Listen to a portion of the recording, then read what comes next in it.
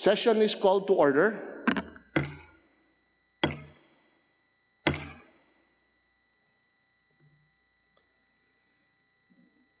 Let us have a minute of silent prayer.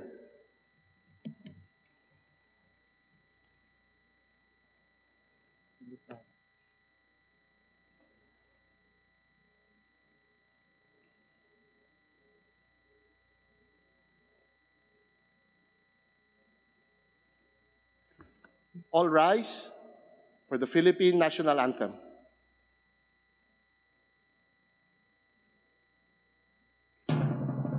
Bayang magiliw, perlas ng silanganan, alam ng puso, sa titik mo'y buhay. Lupang hinirang, duyan ka ng magiting, sa manlulupi, di ka masisingil. Sa dagat at bundok, sa simoy at sa langit mong baka, may nilak ang tula at awit sa paglayang minamahal. Ang kislap ng wataw at mo'y tagumpay na nagtitigil. Ang bituin at araw niya kailanman ay magdidilim.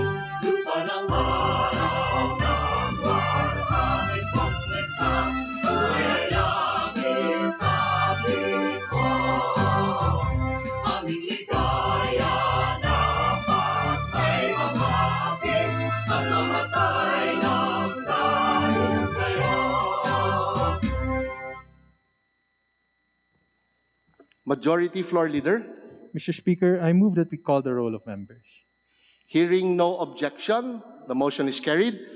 Secretary General, please call the roll of members. Roll call of members, honorable representatives. Abante, Abaya, Abellanosa, Abu, Abueg Saldivar, Abunda, Acosta, Acosta Alba, Adyong, Advincula, Agabas, Agaraw, Aglipay, Aguinaldo, Albano, Almario, Alonte, Alvarez Franz, Alvarez Genaro, Alvarez Pantaleon, Amante Matba, Amatong, Angara, Aragones, Arbison, Arenas, Arroyo, Atienza, Omentado, Babasa, Bagatsing, Balindong, Banyas Nograles, Barba, Barbers, Baronda, Barzaga, Baskug, Bautista, Bautista Bandigan, Belmonte, Benitez, Bernos, Biazon, Billones, Biron, Bolilia, Bondoc, Bordado, Bravo, Brosas, Bulot, Bustos, Kabatbat, Cabochan, Cabredo, Cagas, Calderon, Calixto, Caminero, Campos, Canama, Cawagdan, Cardema, Cari, Castelo, Castro Franz, Castro Fredenil, Cayetano Alan Peter, Cayetano Mariela Arni, Celeste, Chato, Chipeco, Chungalao, Co Angelica, Co Elizaldi, Co Juanco, Colliantes, Crisologo, Cua,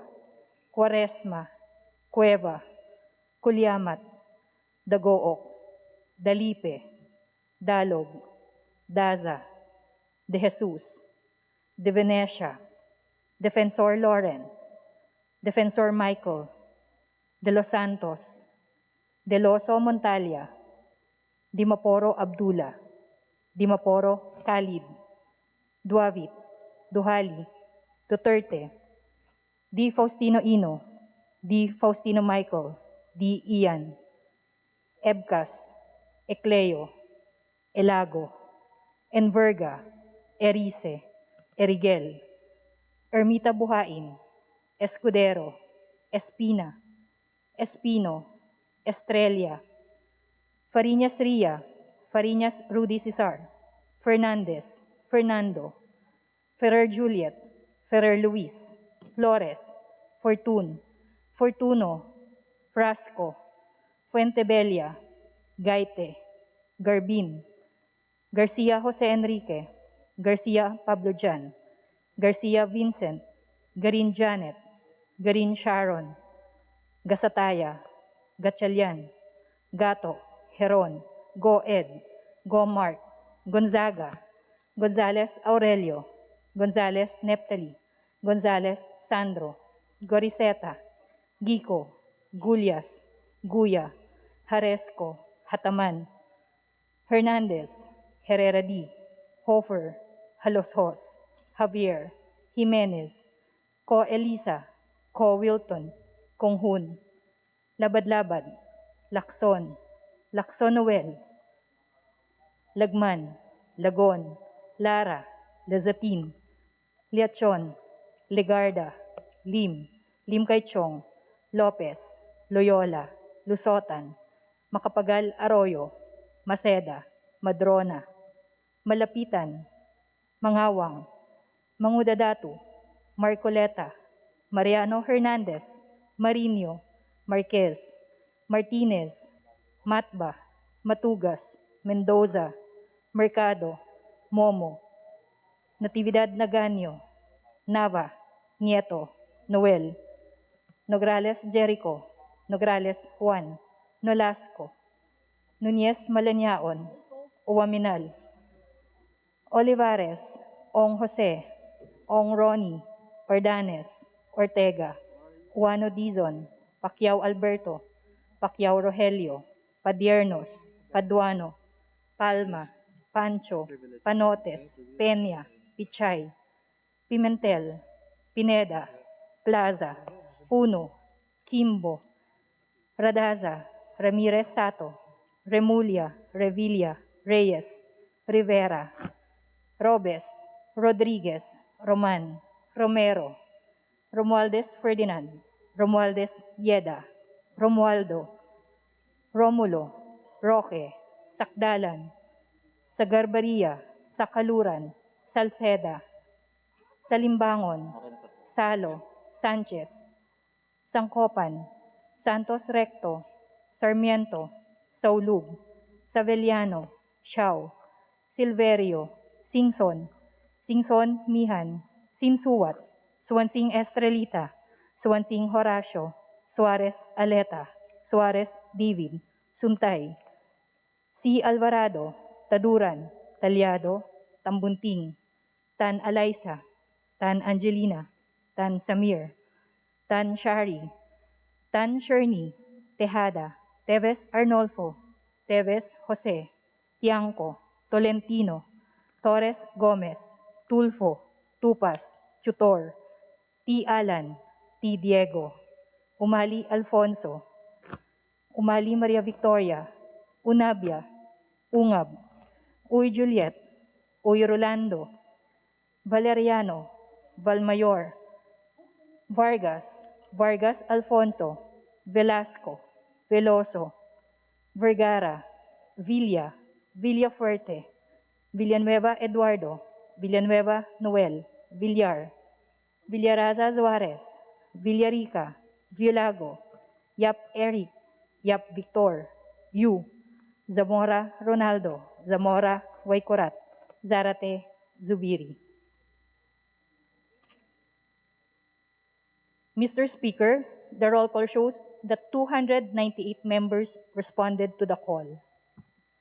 With 298 members responding to the call, the chair declares the presence of a quorum. Majority Leader? Mr. Speaker, I move that we take up the reference of business and that the Secretary General be directed to read the same. Hearing no objections, the motion is carried. We will perform the reference of business and the Secretary General is directed to read the title of bills and resolutions on first reading as well as communications and committee reports for referral to the appropriate committee. Please proceed.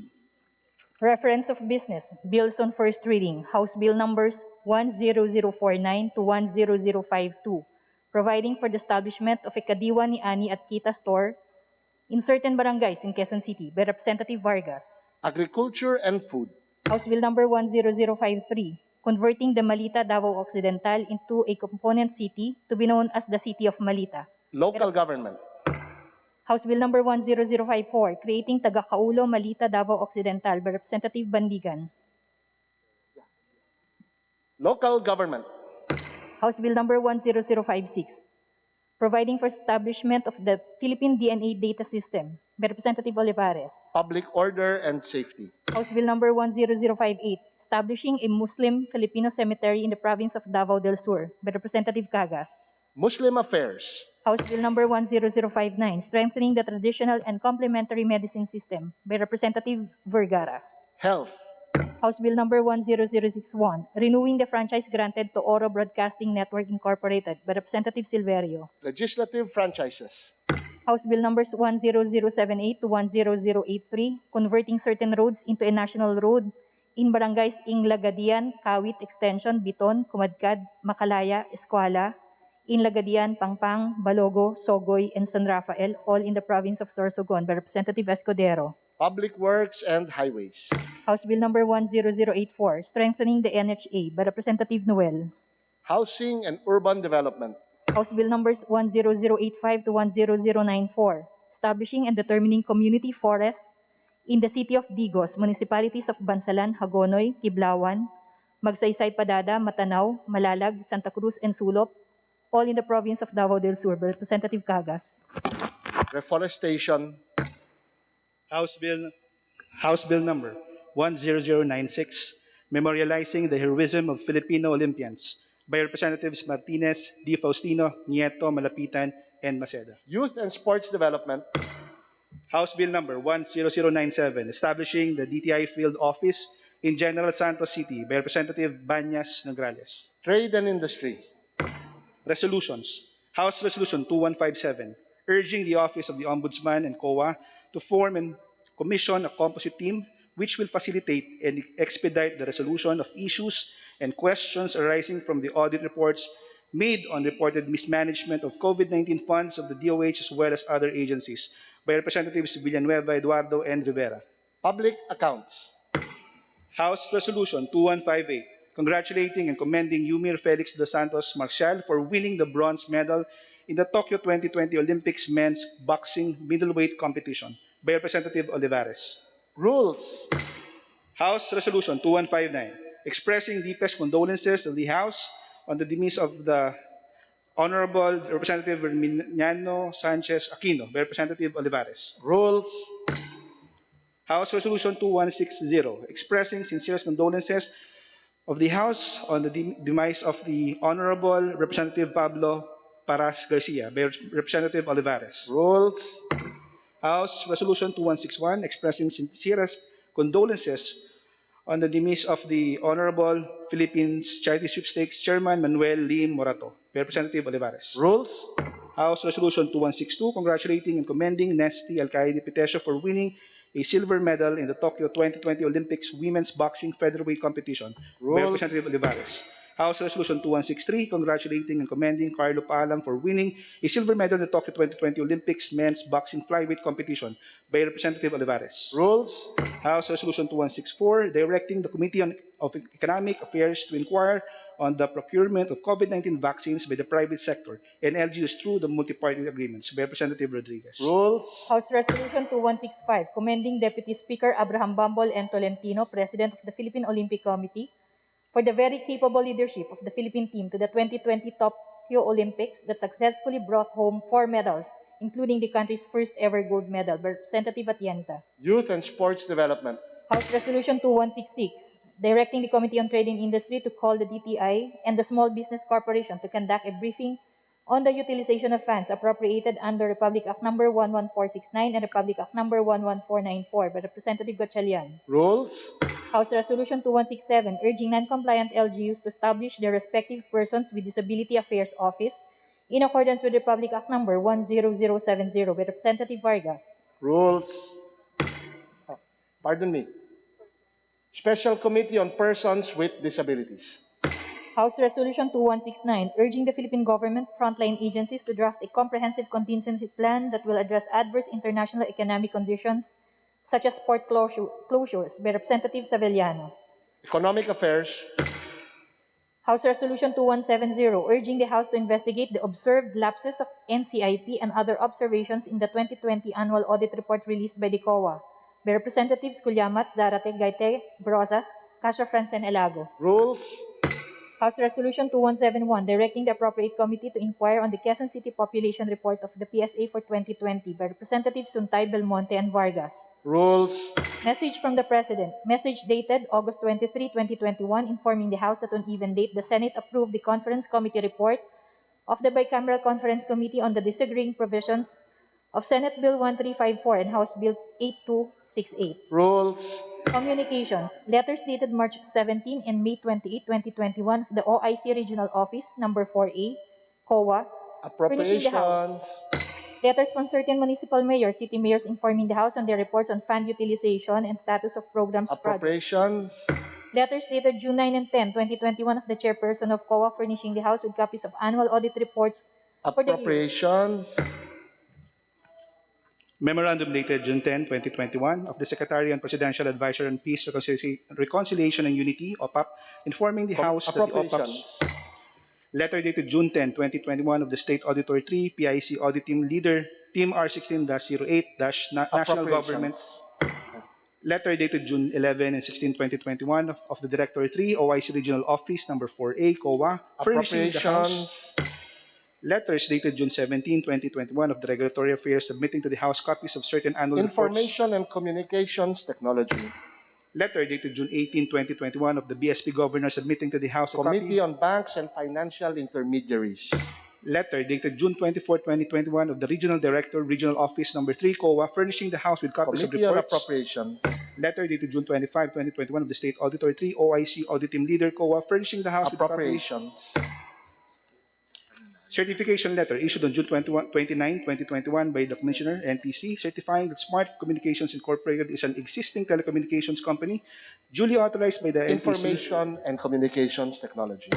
Letter dated June 30, 2021 of the Chairperson COA submitting to the House a copy of their annual report on appropriations, allotments, annual audit reports on certain water districts for the year ending December 31, 2019, actuarial valuation of the Social Security Fund of the Philippines, Government Enterprises and Privatization.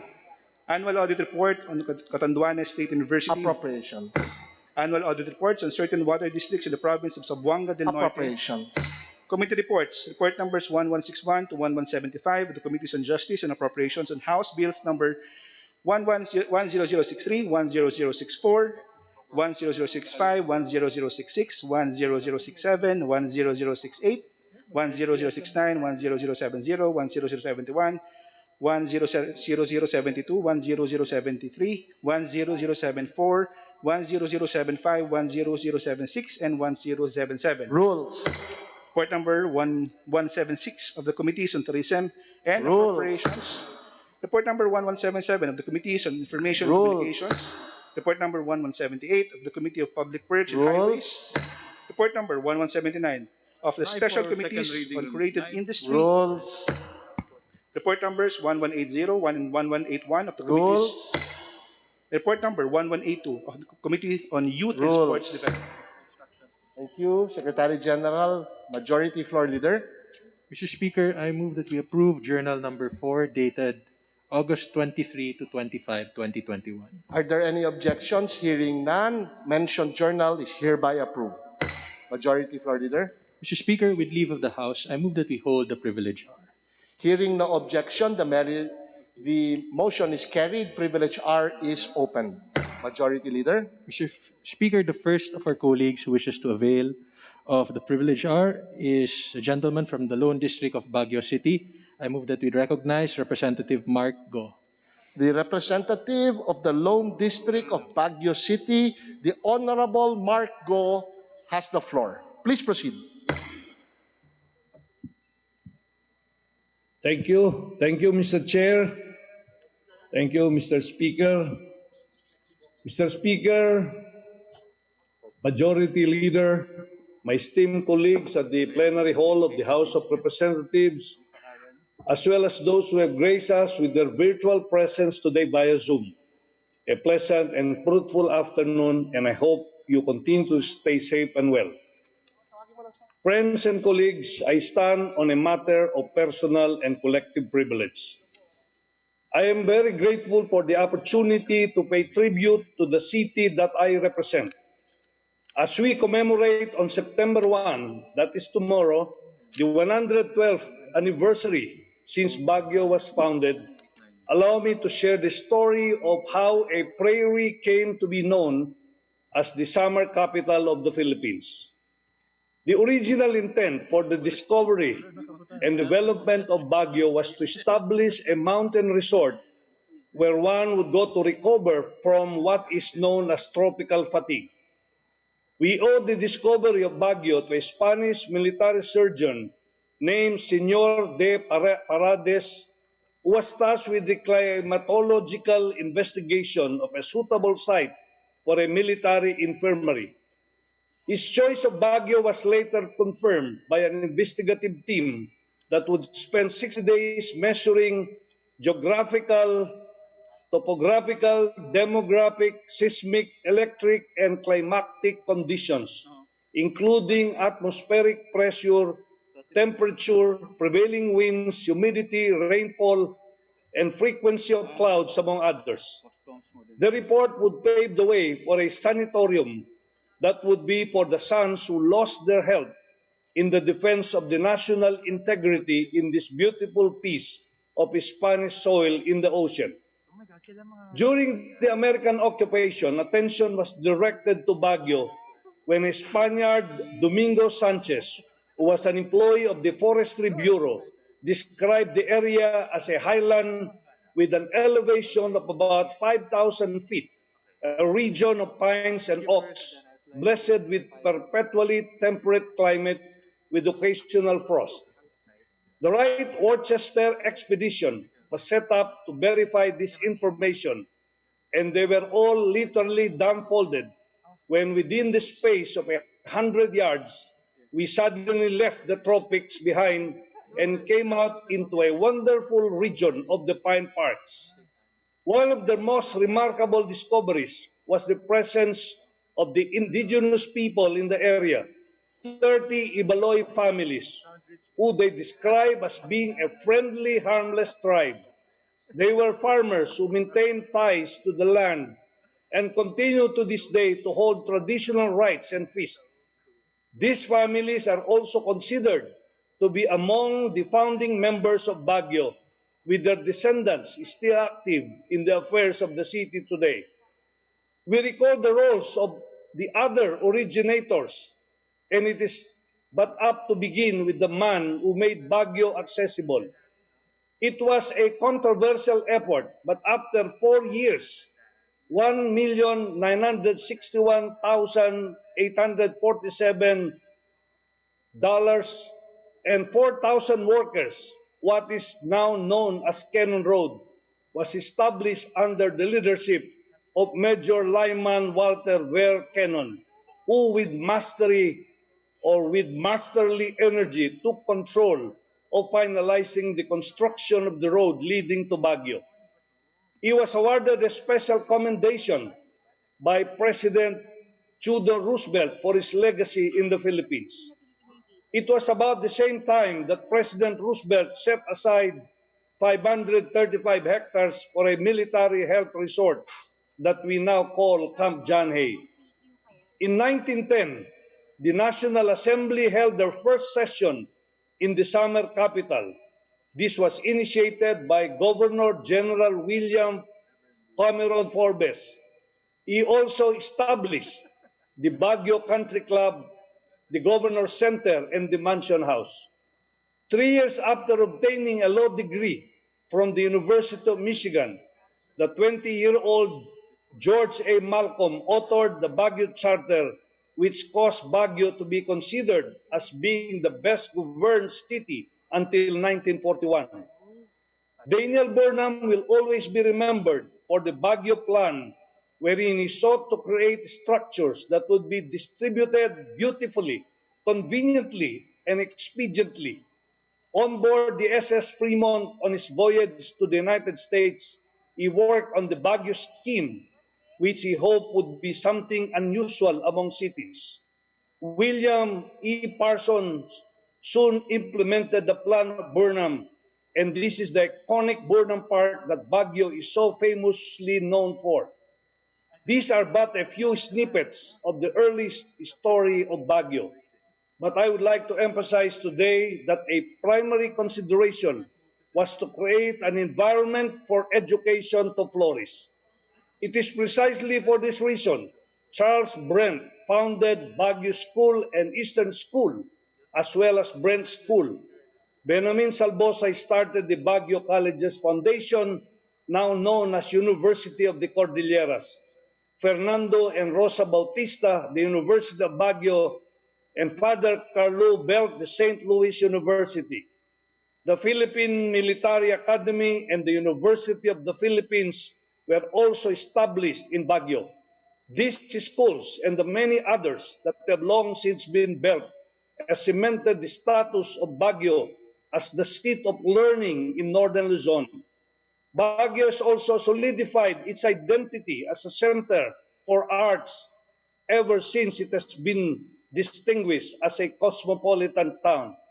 It serves as the melting pot of traditional artists who promote Cordillera culture, as well as serves as the perfect place to showcase art from all over the Philippines. Our national artists have even put up museums in our city with an amalgam of creativity from migrants of nearby municipalities and cities, as well as international visitors. It is no wonder that UNESCO have declared Baguio to be a creative city. UNESCO has recognized the value of Baguio as always given to culture and creativity.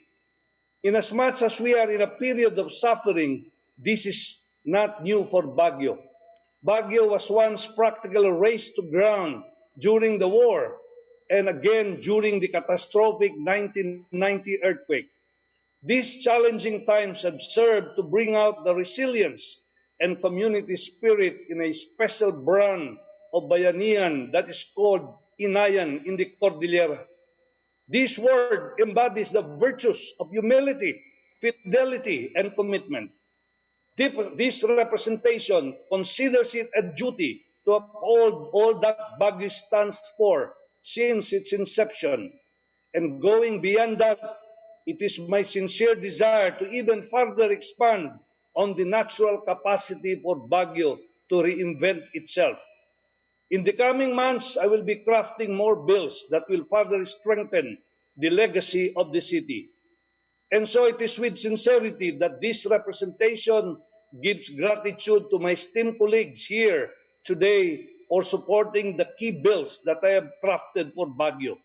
From the revision of the charter of the city to make it more relevant to the times, to the creation of a specialized high school for sports and the arts, from the rehabilitation of Cannon Road to declaring Burnham Park as a National Heritage Park. I know that most of you, if not all of you, have experienced spending the summer high season is Baguio. Or perhaps you may know how it feels to spend Christmas amidst the crisp, cold air and the scent of pines. It brings nostalgia for many tourists to think about the special experience of quiet moments by the fireplace or even celebrations by a bonfire. So much has changed through the years. The impact of a growing population has made it a challenge to manage the city, and in any city for that matter. We find ourselves in the cusp of a major transition that was dramatically marked by the COVID-19 pandemic. Navigating the normal does not only mean a new order where we are extra vigilant about health-related practices. Navigating the new normal means having to reinvent almost every aspect of our lives. At a time when we are faced with global challenges such as climate change, it is up to us to ensure success and security for our children and for future generations. But we can look to lessons from the past and our own distinctive strengths. When we are at a better place, I invite all of you to come up to Baguio to heal and rest and enjoy the beautiful bounty of this marvelous city. After all, Baguio is not for Baguio residents alone. It is the summer capital of the Philippines, so you should all claim it is ours. As we celebrate the 112 years of Baguio, join me in my commitment to safeguard the city that has been called Philippine Garden of the Gods, City in the Flowers, City of Pines, and City of Clouds. Thank you very much at magandang hapon po sa inyo lahat. Majority Leader, Mr. Speaker, I move that the speech of Representative Go be referred to the Committee on Rules. hearing no objection, the motion is carried. Majority Leader, Mr. Speaker, the next for colleagues to avail of the privilege are is a gentleman from the 4th District of Quezon City. I move that we recognize Representative Jesus Bong Suntay. the esteemed representative of the 4th District of Quezon City, the Honorable Jesus Bong Suntay, is recognized. Thank you very much, Mr. Speaker. Mr. Speaker, my distinguished colleagues in Congress, I rise on a personal and collective privilege to bring to the attention of this esteemed body a grave concern, which I believe requires fresh and compelling initiatives for it to be corrected. Honorable Speaker, I speak of the questionable population report of the Philippine Statistics Authority for 2020. Our bustling and steadily developing and growing Quezon City has been initially noted by the Philippine Statistics Authority to have an annual population growth rate of 2.42% during the last census in 2015. Unfortunately, this forecast is not reflected in the 2020 census of the very same agency that reported it. This is in spite of the fact that the Quezon City Civil Registry has noted approximately more than 300,000 births and about 100,000 deaths in the last 5 years. Following this simple and rather straightforward computation, it can be easily deduced that our city should have had an increase in population of at least 6.8% for the last 5 years. However, contrary to this well-supported expectation, the PSA has only recorded a mere 0.81% increase, that is 348,954 less than the 372,000 we have anticipated. In fact, many of the barangays under my district have been recorded to have lost around a quarter of their population. As per the latest PSA census, of the 38 barangays that I represent, 28 of them allegedly have a lower 2020 population compared to that of 2015. For instance, Barangay Don Manuel's population decreased by 54% from 3,753 to 1,728.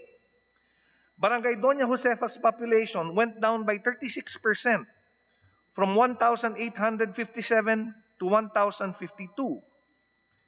UP Village population deflated by 39% from 3,167 to 1,990. For highly populated barangays, PSA's recent census implies that they have lost thousands and thousands of people. In the case of Tatalon, there has been a decrease of 7,725 or 12.24%. While in Barangay Rojas, there was a decrease of 5,390 or 33.56% of their population.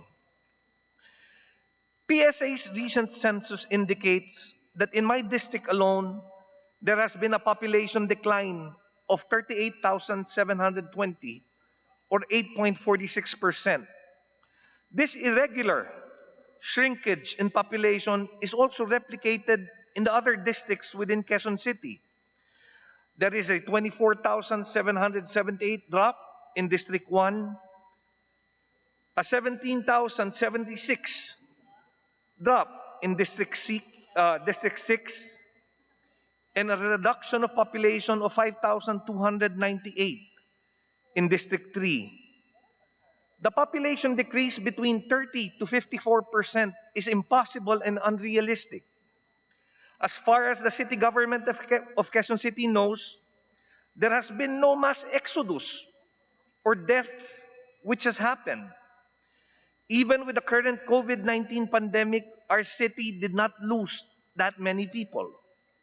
According to the Epidemiology and Disease Surveillance Arm of Quezon City, of the Quezon City Health Department, since the onset of the pandemic up to this day, COVID-19 related deaths in the city has only been 1,309. The statistics presented by the PSA are not merely just numbers. They represent a myriad of things that are crucial to the city's continued progress and development. In accordance with this, a considerable portion of the LGU's funds are sourced from their internal revenue allotment, which comes from the national revenue taxes collected during the third fiscal year preceding the current year, as certified by the Bureau of Internal Revenue. The computation of share of the local government unit is determined to some degree by the size of the population and land area. The latest census, which is updated every 5 years, is used as the basis for the ERA computation. Given that the census plays an important part on how the ERA share of a particular LGU is determined, it is imperative that an accurate population census is made. These numbers also have a great impact on the way our city and my district responds to the ongoing crisis. With the stationary population growth of Quezon City as reported by the PSA, my main concern is that it will greatly affect the delivery of services, especially on the city's pandemic response for our constituents. One of which is the allotment of vaccines against coronavirus. As of August 26, 2021, there are still 9,371 active cases and a 1% mortality rate in the city. According to the contact tracing, there have been 404,636 close contact that may possibly be infected with the virus, yet undetected. The Quezon City government is determined to reach population protection through herd immunity by setting the target number of vaccinated individuals to 1.7 million, or about 76% of its adult population, especially during this surge of cases. As of August 21, only 675,000 or 42.06% of the target population has been fully vaccinated. We can see that we are still far from reaching our target, hence we cannot afford to lose any vaccine allocation.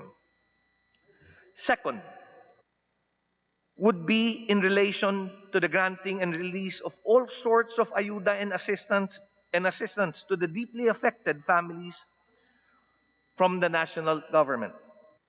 During these trying times, many Filipinos lost livelihood. As businesses go out of operation, it becomes extremely challenging to look for employment. Many of the impoverished families have managed to survive because of the financial assistance provided by the government, such as the Tulong Pangkabuhayan sa Disadvantaged Displaced Workers by the Department of Labor and Employment, and the Social Amelioration Program provided by the DSWD, and so on. Hindi nga lang kaya maabutan ng tulong ang lahat ng nangangailangan sa aming lungsod. Mababawasan palalo. I cannot leave my constituents unvaccinated and hungry. I must do something to cater to the needs of the very people who trusted me to represent them. In sum, Mr. Speaker, I request that this August chamber direct the appropriate committee to conduct an urgent inquiry in aid of legislation on the Philippine Statistics Authority's manifest errors in the 2020 census on the population of Quezon City. It is our utmost objective to ensure that none of the Quezon City citizens or any other LGUs are unjustly deprived of much needed government resources due to a seemingly erroneous population census. Maraming salamat, Mr. Speaker, at magandang hapon sa inyong lahat. Majority Leader. Mr. Speaker, I move that the speech of Representative Suntay be referred to the Committee on Rules. Hearing no objection, the motion is carried. Majority Leader. Mr. Speaker, there being no other member who registered for the privilege R, I move that we close the same. Hearing no objection, motion is carried. Privilege R is terminated. Majority Floor Leader. Mr. Speaker, I move that we consider on third reading House Bill 8895 and direct the Secretary General to read the title of said measure and thereafter call the roll for nominal voting. So move. Hearing no objection, the motion is carried. Secretary General, please read the title of House Bill 8895 and thereafter call the roll for nominal voting. So moved. House Bill number 8895, an act exempting critical medical products, essential goods, inputs, raw materials, and equipment from taxes, duties, and other fees during public health emergencies. Roll call of members in consideration on third reading of House Bill number 8895. Abante, Abaya, Abellanosa, Abu, Abeg Saldivar, Abunda, Acosta, Acosta Alba, Adyong, Advincula, Agabas, Agaraw, Aglipay, Aguinaldo, Albano, Almario, Alonte, Alvarez Franz, Alvarez Genaro, Alvarez Pantaleon, Amante Matba, Amatong, Angara, Aragones, Arbison, Arenas, Arroyo, Atienza, Aumentado, Babasa, Bagatsing, Balindong, Bañas Nograles, Barba, Barbers, Baronda, Barzaga, Bascug, Bautista, Bautista Bandigan, Belmonte, Benitez, Bernos, Biazon, Billones, Biron, Bolilia, Bondok, Bordado, Bravo, Brosas, Bulot, Bustos, Kabatbat, Kabochan, Cabredo, Cagas, Calderon, Calixto, Caminero, Campos, Canama, Kawagdan, Cardema, Cari, Castelo, Castro Franz, Castro Fredenil, Cayetano Alan Peter, Cayetano Maria Laarni, Celeste, Chato, Chipeco, Chungalao, Co Angelica, Co Elizaldi, Coanco, Coliantes, Crisologo, Cua, Quaresma, Cueva, Culiamat, Tagook, Dalipe, Dalog, Daza, De Jesus, De Venecia, Defensor Lawrence, Defensor Michael, De Los Santos, De Loso Montalia, Dimaporo Abdullah, Dimaporo Khalid, Duavit, Duhali, Duterte, Di Faustino Ino, Di Faustino Michael, Di Ian, Ebcas, Ecleo, Elago, Edverga, Erice, Erigel, Ermita Buhain, Escudero, Espina, Espino, Estrella, Fariñas Ria, Fariñas Rudy Cesar, Fernandez, Fernando, Ferrer Juliet, Ferrer Luis, Flores, Fortun, Fortuno, Frasco, Fuentebella, Gaite, Garbin,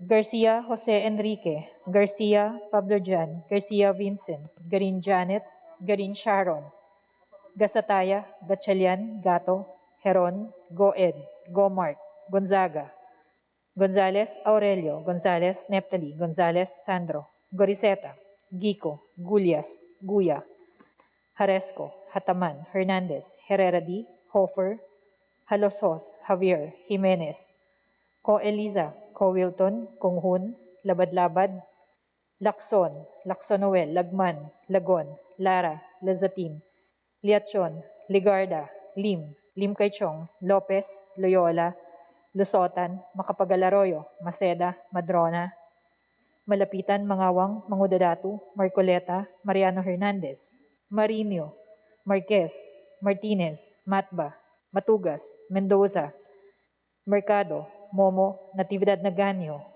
Nava, Nieto, Noel, Nograles, Jericho, Nograles, Juan, Nolasco, Nunez Malaniaon, Uaminal, Olivares, Ong Jose, Ong Ronnie, Ordanes, Ortega, Uano Dizon, Pacquiao Alberto, Pacquiao Rogelio, Padiernos, Paduano, Palma, Pancho, Panotes, Peña, Pichay, Pimentel, Pineda, Plaza, Puno, Kimbo, Radaza, Ramirez Sato, Remulla, Revilla, Reyes, Rivera, Robes, Rodriguez, Roman, Romero, Romualdez Ferdinand, Romualdez Yeda, Romualdo, Romulo, Roque, Sakdalan, Sagarbaria, Sakaluran, Salceda, Salimbangon, Salo, Sanchez, Sangcopan, Santos Recto, Sarmiento, Saulug, Saveliano, Xiao, Silverio, Singson, Singson Mihan, Sinsuat, Swansing Estrelita, Swansing Horacio, Suarez Aleta, Suarez David, Suntay, C. Alvarado, Taduran, Talyado, Tambunting, Tan Alaisa, Tan Angelina, Tan Samir, Tan Shari, Tan Sherney, Tejada, Teves Arnolfo, Teves Jose, Tiangco Tolentino, Torres Gomez, Tulfo, Tupas, Chutor, T. Alan, T. Diego, Umali Alfonso, Umali Maria Victoria, Unabia, Ungab, Uy Juliet, Uy Rolando, Valeriano, Valmayor, Vargas, Vargas Alfonso, Velasco, Veloso, Vergara, Villa, Villafuerte, Villanueva Eduardo, Villanueva Noel, Villar, Villaraza Suarez, Villarica, Violago, Yap Eric, Yap Victor, Yu, Zamora Ronaldo, Zamora Waikorat, Zarate, Zubiri. Second call for consideration on third reading of House Bill Number 8895.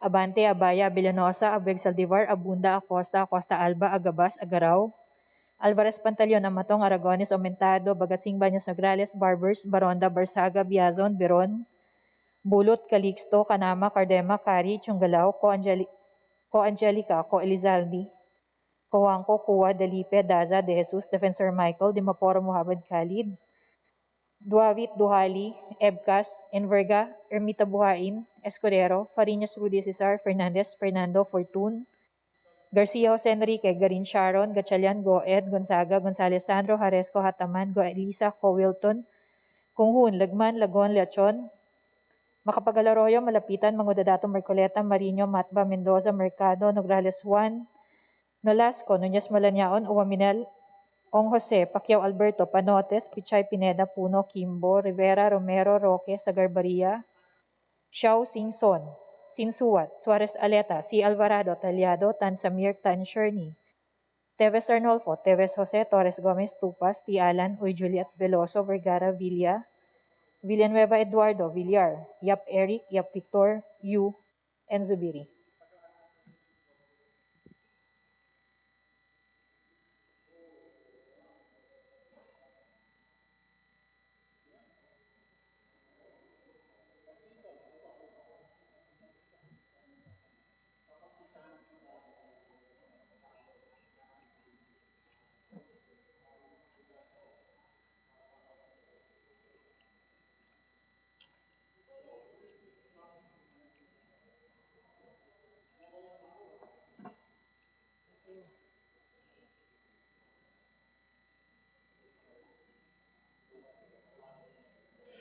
With 202 members voting in the affirmative, 0 in the negative, and 0 abstentions, House Bill Number 8895 is hereby approved on third and final reading.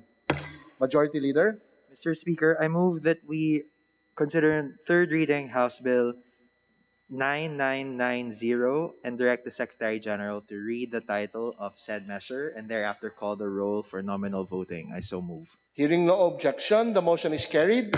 Secretary General, please read the title of House Bill 9990 and thereafter call the roll for nominal voting. House Bill Number 9990, an act exempting incentives, rewards, bonuses, and other forms of emoluments received by national athletes and coaches from taxes, amending for the purpose Republic Act Number 106699, otherwise known as the National Athletes and Coaches Benefits and Incentives Act.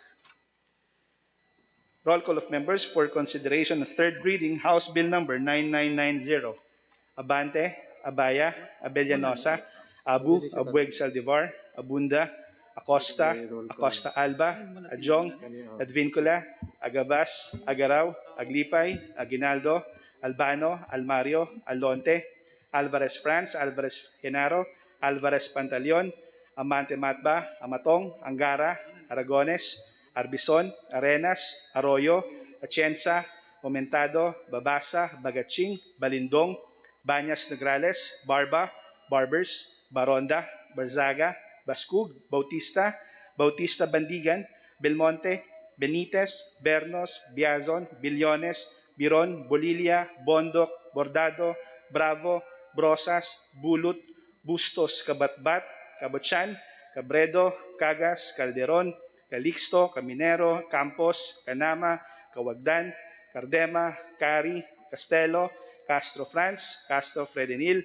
Cayetano Alan Peter, Cayetano Maria Laarni, Celeste, Chato, Chipeco, Chungalao, Co Angelica, Co Elizalde, Cuanco, Colyantes, Crisologo, Cua, Cuaresma, Cueva, Colyamat, Dago, Dalipe, Dalog, Daza, De Jesus, De Venecia, Defensor Lawrence, Defensor Michael, De Los Santos, De Loso Montalia, Di Maporo Abdullah, Di Maporo Khalid, Duavit, Duhali, Duterte, Di Faustino Ino, Di Faustino Michael, Di Ian, Ebcas, Ecleo, Elago, Enverga, Erice, Erigel, Ermita Buhain, Escudero, Espina, Espino, Estrella, Fariñas Ria, Fariñas Rudy Cesar, Fernandez, Fernando, Fer Juliet, Fer Luis, Flores, Fortun, Fortuno, Frasco, Fuentebella, Gaite, Garbin, Garcia Jose Enrique, Garcia Pablo Jan, Garcia Vincent, Garin Janet, Garin Sharon, Gasataya, Gachelian, Gato, Heron, Go Ed, Go Mark, Gonzaga, Gonzales Aurelio,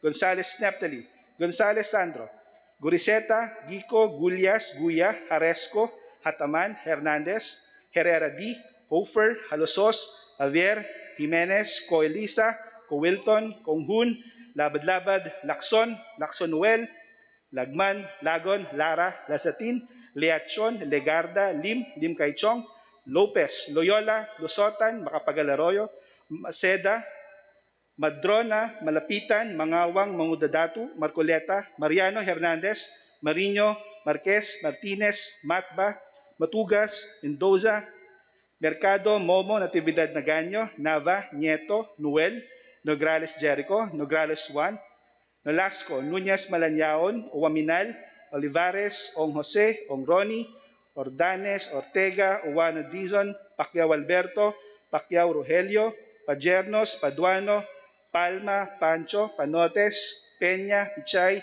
Pimentel, Pineda, Plaza, Puno, Kimbo, Radaza, Ramirez Sato, Remulla, Revilla, Reyes, Rivera, Robes, Rodriguez, Roman, Romero, Romualdez Ferdinand, Romualdez Yeda Marie, Romualdo, Romulo, Roque, Sakdalan, Sagarbaria, Sakaluran, Salceda, Salimbangon, Salo, Sanchez, Sangkopan, Santos Recto, Sarmiento, Saulog, Sabeliano, Siao, Silverio, Singson, Singsonihan, Sinsuat, Suansing Estrelita, Suansing Horacio, Suarez Aleta, Suarez David, Suntay, C. Alvarado, Taduran, Talyado, Tambunting, Tan Alaisa, Tan Angelina, Tan Samir, Tan Shari, Tan Shirney, Tejada, Teves Arnulfo, Teves Jose, Chanco, Tolentino, Torres Gomez, Tulfo, Tupas, Chutor, T. Alan, T. Diego, Umali Alfonso, Umali Maria Victoria, Unabia, Ungab, Uy Juliet, Uy Rolando, Valeriano, Valmayor,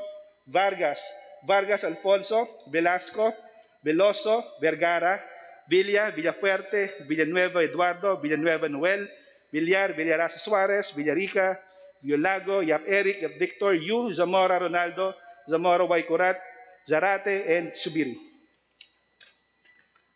Roll call of members. Second call for consideration on third reading House Bill number 9990. Abante, Abaya, Villanosa, Abeng Saldivar, Abunda, Acosta, Agabas, Agaraw, Alvarez Pantaleon, Amatong, Aragones, Sumentado, Bagaching, Banyas Nograles, Barbers, Baronda, Barzaga, Biason, Biron, Bulot, Canama, Cardema, Cari, Chungalao, Angelica, Natasha, Coelizalde, Huangco, Cua, Daza, Defensor Michael, Dimaporo, Mabat Khalid, Duhabit, Duali, Verga, Mita Buhain, Escudero, Fariñas Rudy Cesar, Fernandez, Fernando Fortun, Garcia Jose Enrique, Garin Sharon, Gachelian, Go Ed Christopher, Gonzaga, Gonzales Sandro, Aresco, Ataman, Coelisa, Coilton, Konghun, Lagman, Lagon, Liacion, Macapagal Arroyo, Malapitan, Mangudodato, Marcoleta, Mariño, Matba, Mendoza, Mercado, Nograles 1, Nolasco, Nunez, Malanyaon, Waminal, Ongose, Panotes, Pichay, Pineda, Puno, Rivera, Romero, Sagbarbaria, Sangkopan, Siao, Singson, Sinsuat, Suarez, Aleta, Si Alvarado, Talyado, Tanshamir, Tansherni, Teves Arnulfo, Teves Jose, Torres Gomez, Tupas, Tialan, Uy, Juliet, Villoso, Vergara, Villa, Villanueva, Eduardo, Villar, Yap Erigo, Yap Victor, and Subiri.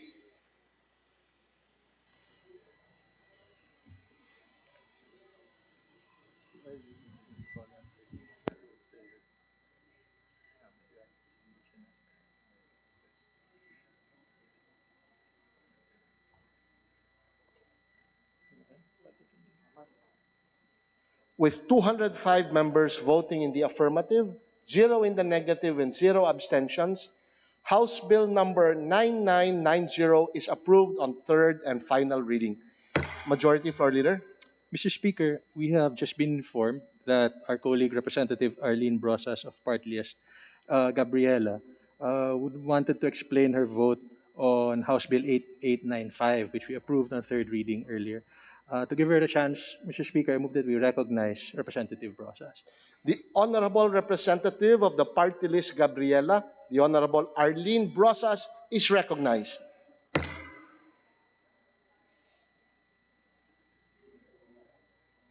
Honorable Arlene Brosas, please proceed. Yes, thank you, Mr. Speaker. Maraming salamat, Mr. Speaker. Mr. Speaker, on House Bill 8895, we would like to register our vote as yes with reservations. Mr. Speaker, yes with reservations ang boto ng Gabriela Women's Party sa panukalang pagbibigay exemption sa importasyon ng critical medical products at iba pang equipment sa value-added tax or VAT, duties at iba pang fees sa gitna ng public health emergencies. Sa isang banda, may matinding pangangailangan sa pagtitiyak na mayroong tayong sapat na supply ng medical products tulad ng bakuna at essential goods sa gitna ng pandemya. Pero sa kabilang banda, kailangan din nating pagtuunan ng pansin ang mga implikasyon nito sa panukalang wholesale exemption. Hindi lamang sa imported vaccines ng mga kumpanya, pero maging sa iba pa nilang medical supplies. Nababahala ang kinatawang ito na ang panukalang batas na ito ay magkaroon ng negatibong epekto sa competitiveness ng local counterparts ng mga produktong ito. Lalo tiyak na ang kikita lamang dito ay ang mga malalaking kumpanya, korporasyon, and foreign companies. This representation agrees that we need sufficient medical supplies, especially amid the pandemic, but not at the expense of local manufacturers who are also experiencing huge losses due to the health and economic crisis. In the end, what we need to focus on is ensuring that we have our own national industries, specifically on the manufacture of goods and commodities. By doing so, we can face the pandemic head-on without having to beg for importation. Maraming salamat, Mr. Speaker. The Secretary General is directed to take note and make the necessary changes regarding the vote of the Honorable Brosas. Majority Leader. Mr. Speaker, we have two local bills pertaining to the conversion and establishment of hospitals. I move for the omnibus consideration of House Bill 9878 and 9917 on third reading and direct the Secretary General to read the title of said measures and thereafter call the roll for nominal voting. So move. Hearing no objection, the motion is carried. Omnibus consideration of House Bills 9878 and 9917. Secretary General, please read the title of the measures and thereafter call the roll for nominal voting. House Bill number 9885, an act providing for the construction of a 240-kilometer Trans-Mindanao Superhighway. 9978 and 9917. House Bill number 9878, an act converting the Oriental Mindoro Provincial Hospital in Calapan City, Province of Oriental Mindoro, into a regional hospital to be known as the Mimaropa Regional Hospital and appropriating funds therefore. House Bill number 9917, an act establishing the City of Maykawayan, Province of Bulacan, a tertiary hospital to be known as the Hospital ng May Kawayan and appropriating funds therefore. Roll call of members in consideration of House Bill 9878 and 9917 on third reading.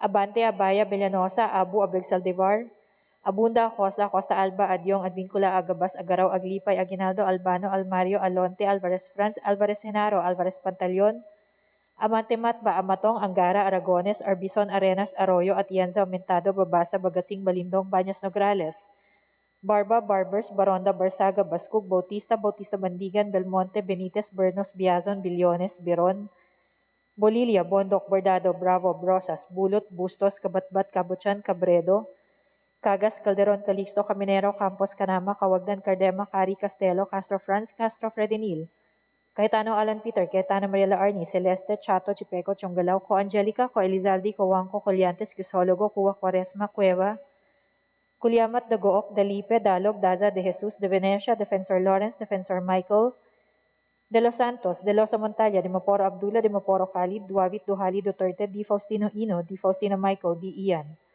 Ebka, Secleo, Elago, Enverga, Erice, Erigel, Ermita Buhain, Escudero, Espina, Espino, Estrella, Fariñas Ria, Fariñas Rudy Cesar, Fernandez, Fernando, Ferrer Juliet, Ferrer Luis, Flores, Fortun, Fortuno, Frasco, Fentebella, Gaite, Garbin, Garcia Jose Enrique, Garcia Pablojan, Garcia Vincent, Garin Janet, Garin Sharon, Gasataya, Gatchalian, Gato, Heron, Goed, Gomart, Gonzaga, Gonzales Aurelio, Gonzales Nepali, Gonzales Sandro, Goriseta, Gico, Gullias, Guya, Haresco, Hataman, Hernandez, Herrera D, Hofer, Halosos, Javier, Jimenez, Co Elisa, Co Wilton, Kunghun, Labad-Labad, Lacson, Lacson Noel, Lagman, Lagon, Lara, Lazatin, Liachon, Legarda, Lim, Lim Kaichong, Lopez, Loyola, Lusotan, Macapagal-Arroyo, Maceda, Madrona, Malapitan, Mangawang, Mangudadatung, Marcoleta, Mariano Hernandez, Marino, Marquez, Martinez, Matba, Matugas, Mendoza, Mercado, Momo, Natividad Nagaño, Nava, Nieto, Noel, Nograles Jericho, Nograles Juan, Nolasco, Nunez Malañaon, Huaminal Olivares, Ong Jose, Ong Ronnie, Ordanes, Ortega, Uwano Dizon,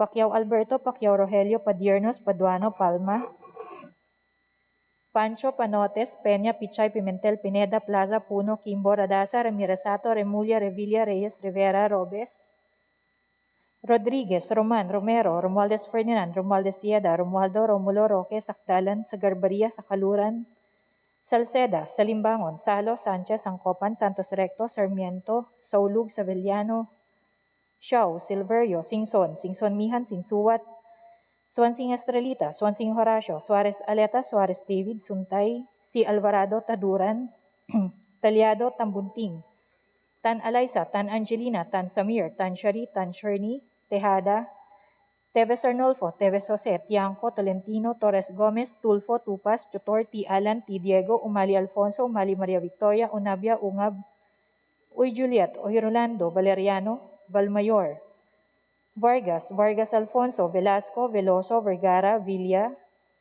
Villafuerte, Villanueva Eduardo, Villanueva Noel, Villar, Villaraza Suarez, Villarica, Violago, Yap Eric, Yap Victor, Yu, Zamora Ronaldo, Zamora Waikurat, Zarate Zubiri. Second call for consideration on third reading of House Bill numbers 9878 and 9917. Abante, Abaya, Villanosa, Abunda, Acosta, Acosta Alba, Agabas, Agaraw, Alvarez Pantaleon, Amatong, Aragones, Aumentado, Bagatsing, Baños Nograles, Barbers, Baronda, Barsaga, Biazon, Biron, Bulot, Calixto, Canama, Cardema, Cari, Chonggalaw, Co Angelica, Co Elizalde, Co Wangco, Cuwa, Daza, De Jesus, Defensor Michael, Dimaporo Khalid, Duavit, Duhali, Enverga, Ermita Buhain, Escudero, Fariñas Rudy Cesar, Fernandez, Fernando, Fortun, Garcia Jose Enrique, Garin Sharon, Goed, Gonzaga, Gonzales Sandro, Haresco, Hataman, Co Elisa, Co Wilton, Kunghun, Lagon, Leachon, Macapagal-Arroyo, Malapitan, Mangudadatung, Marcoleta, Marino, Matba, Mendoza, Mercado, Nograles, Juan, Nolasco, Nunez Malañaon, Uwaminal, Ong Jose, Panotes, Pichay, Pineda, Puno, Rivera, Romero, Sagarbaria, Sangcopan, Xiao, Singson, Sinsuwat, Suarez Aleta, Si Alvarado, Talyado, Tan Samir, Tan Sherni, Teves Arnolfo, Teves Jose, Torres Gomez, Tupas, T. Alan, Uy Juliet, Veloso, Vergara, Villa, Villanueva Eduardo, Villar, Yap Eric, Yap Victor, Yu, and Zubiri.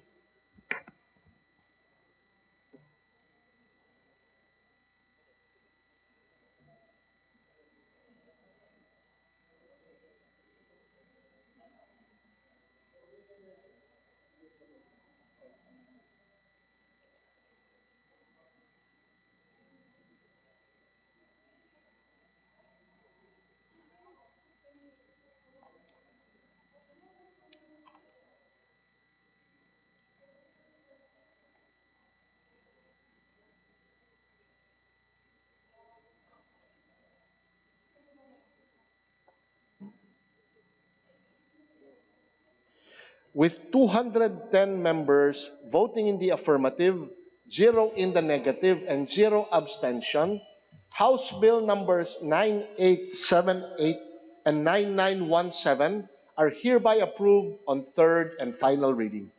Majority Floor Leader. Mr. Speaker, we have two local bills pertaining to the construction of national roads and highways. I move that we consider on third reading, or rather, I move for the omnibus consideration on third reading of House Bill 9885 and 9886, and direct the Secretary General to read the title of the said measures and thereafter call the roll for nominal voting. So move. Hearing no objection, the motion is carried. Omnibus consideration of House Bills 9885 and 9886. Secretary General, please read the title of the measures and thereafter call the roll for nominal voting. House Bill number 9885, an act providing for the construction of a 240-kilometer Trans-Mindanao superhighway connecting 4 provincial capitals in the Caraga and Northern Mindanao regions to the Laguindingan International Airport and appropriating funds therefore. House Bill number 9886, an act providing for the tri-level interchange along MC Briones Street, corner UN Avenue, Mandaue City, province of Cebu, and appropriating funds therefore. Roll call of members for consideration of third reading, House Bill numbers 9885 and 9886. Abante, Abaya, Villanosa, Abug Saldivar, Abunda, Acosta, Acosta Alba, Adjong, Advincula, Agabas, Agaraw, Aglipay, Aguinaldo, Albano, Almario, Alonte, Alvarez France, Alvarez Enaro, Alvarez Pantaleon, Amante Matba, Amatong, Angara, Aragones, Arbison, Arenas, Arroyo, Atienza, Momentada, Babasa, Bagaching, Balindong, Banyas Negrales, Barba, Barbers, Baronda, Barzaga, Bascug, Bautista, Bautista Bandigan, Belmonte, Benitez, Bernos, Biason, Billones, Biron, Bolilia, Bondoc, Bordado, Bravo, Brosas, Bulot, Bustos, Kabatbat, Kabutsan, Cabredo, Cagas, Calderon, Calixto, Caminero, Campos, Canama, Cawagdan, Cardema, Cari, Castelo, Castro France, Castro Pedinil, Cayetano, Alan Peter, Cayetano, Maria Loarni, Celeste, Chato, Chipeco, Chungalao, Co, Angelica, Colizalde, Cuanco, Colyantes, Crisologo, Cuba, Cuaresma, Cueva, Culyamat, Dago, Felipe, Dalog, Daza, De Jesus, De Venecia, Defensor Lawrence, Defensor Michael, De Los Santos, De Loso Montalia, Di Maporo Abdullah, Di Maporo Khalid, Duabit, Dualid Duterte, Di Faustino Ino, Di Faustino Michael, Dian, Ebcas, Ecleo, Elago, Enverga, Iris, Erigel, Ermita Buhain, Escudero, Espina, Estrella, Fariñas Ria, Fariñas Rudy, Cesar, Fernandez, Fernando, Fer Juliet, Fer Luis, Flores, Fortuno, Frasco, Fuentebella, Gaite, Garbin, Garcia, Jose Enrique, Garcia Pablo Jan, Garcia Vincent, Garin Janet, Garin Sharon, Gasataya, Gatchelian, Gato, Heron, Goed, Gomar, Gonzaga, Gonzales Aurelio, Gonzales Neptali, Gonzales Sandro, Goriseta, Gico, Gulias, Guya, Haresco, Ataman, Hernandez, Herrera D, Ofer, Halusos, Javier, Jimenez, Coelisa, Cowilton, Conghun, Labad-Labad, Lacson, Noel, Lagman, Lagon, Lara, Lazatin, Liachon, Legada, Limlim Kaichong, Lopez, Loyola, Lusotan, Macapagal-Arroyo, Maceda, Madrona, Malapitan, Mangaw, Magdadato, Marcoleta, Mariano Hernandez, Marino, Marquez, Martinez, Matba, Matugas, Mendoza, Mercado, Momo, Natividad Nagaño, Nava, Nieto, Noel, Nograles Jericho, Nograles Juan,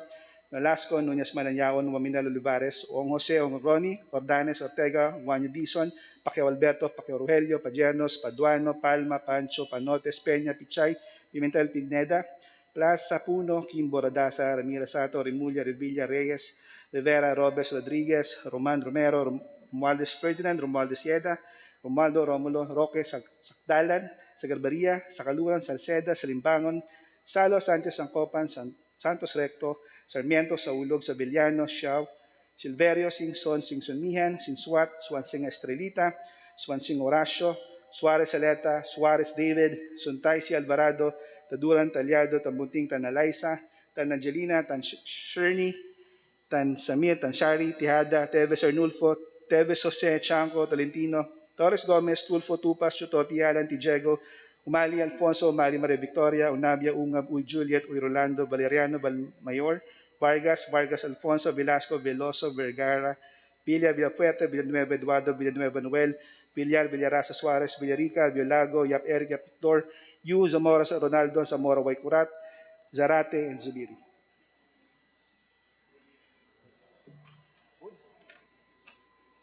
Second call of members for consideration on third reading House Bill numbers 9885 and 9886.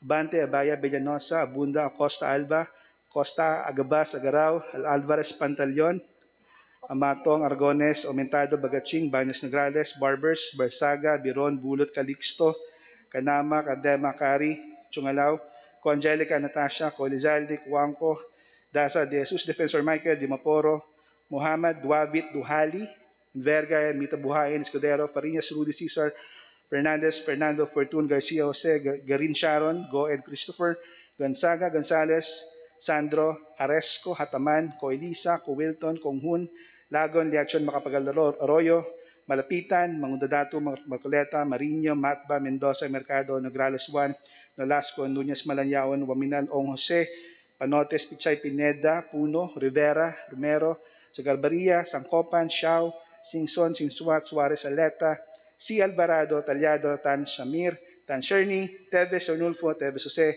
Torres Gomez, Tupas, T. Alan, Uy Juliet, Veloso, Vergara, Villa, Villanueva, Eduardo, Villar, Yap Eric Go, Yap Victor, Yu.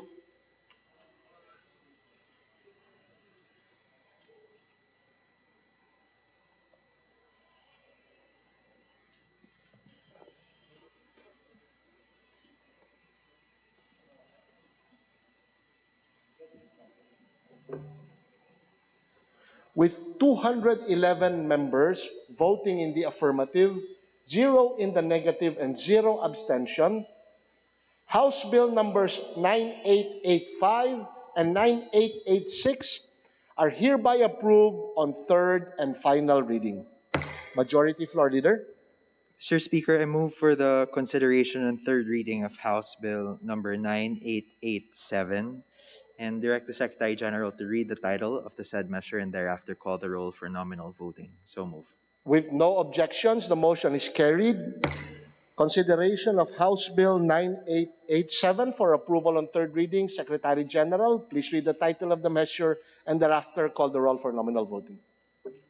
House Bill number 9887, an act establishing the Antique Provincial Technical Education and Skills Development Authority Training and Assessment Center to be located in the municipality of Hamtic and the Pandan Antique Technical Education and Skills Development Authority Training and Assessment Center to be located in the municipality of Pandan and appropriating funds therefore. Roll call of members in consideration on third reading of House Bill number 9887.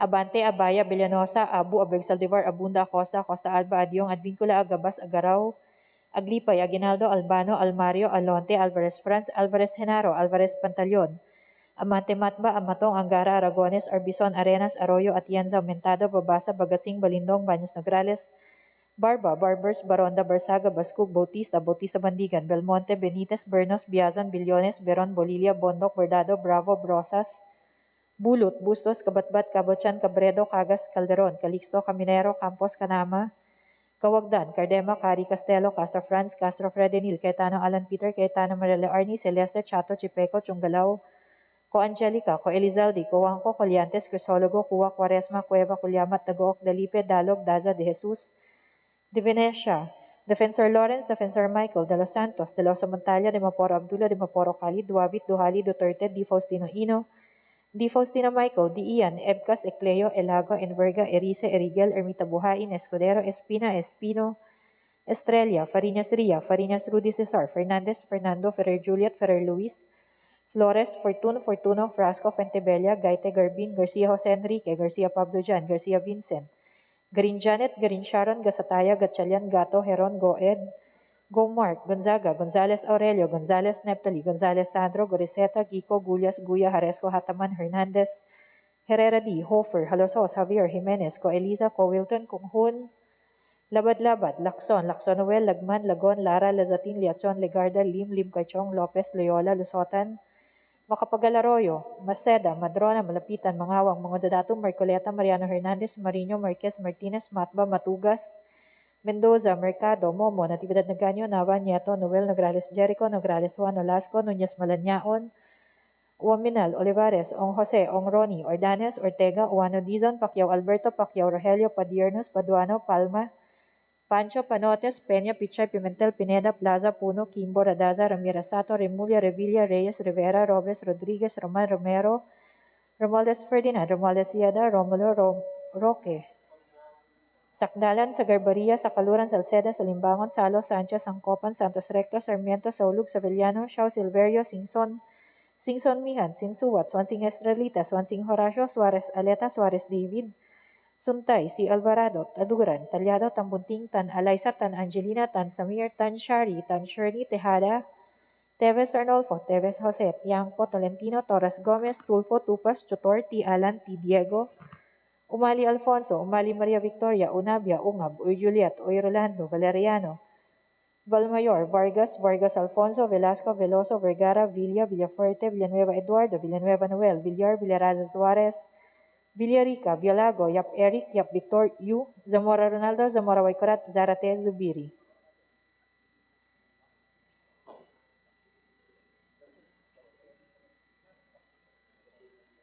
Second call for consideration on third reading of House Bill number 9887.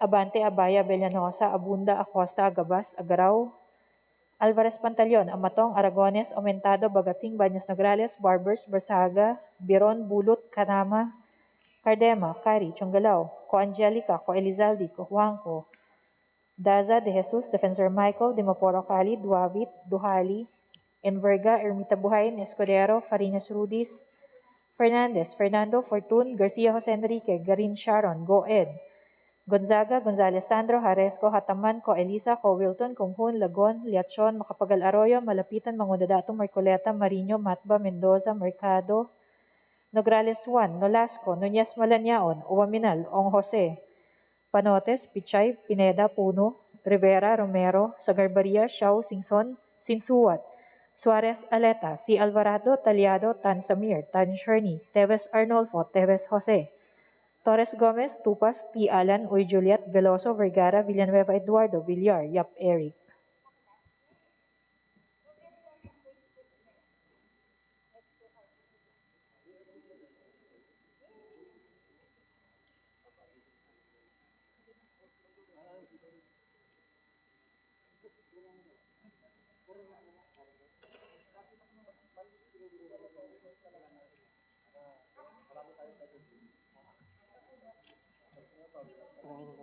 Yeah.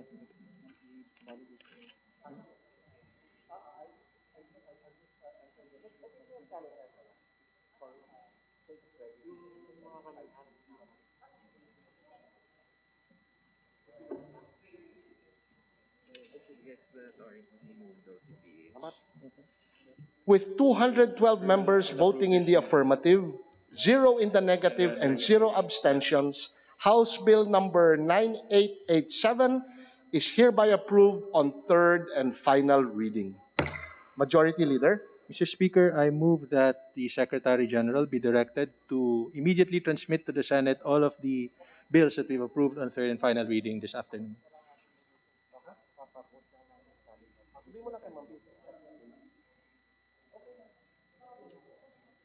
Secretary General is directed to transmit to the Senate all bills approved on third and final reading. Majority Floor Leader. Mr. Speaker, I now move that we resume consideration on House Bill number 8927 as contained in Committee Report 823 and that the Secretary General be directed to read the title of the measure. Consideration of House Bill 8927. Hearing no objection, motion is carried. Secretary General, kindly read the title of the measure. House Bill number 8927, an act penalizing the smuggling of foreign currency and other monetary instruments in bulk into or out of the Philippines. Majority Floor Leader. Mr. Speaker, the parliamentary status is that we are in the period of sponsorship and debate, and the sponsors of the measure had already delivered their sponsorship speeches. And there being no member who wishes to interpolate on the measure, I move that we terminate the period of sponsorship and debate. Hearing no objection, the motion is carried. Period of sponsorship and debate is terminated. Majority Floor Leader. Mr. Speaker, I move that we open the period of amendments. Hearing no objection, motion is carried. The period of amendments is open. Mr. Speaker, there being neither committee nor individual amendments, I move that we close the period of amendments.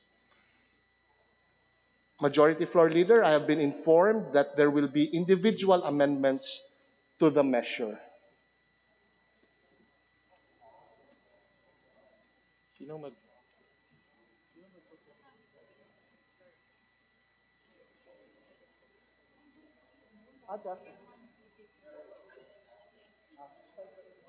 move to the next measure, Majority Leader. Mr. Speaker, I withdraw my earlier motion to terminate the period of amendments, and I move instead that we suspend consideration on House Bill number 8927.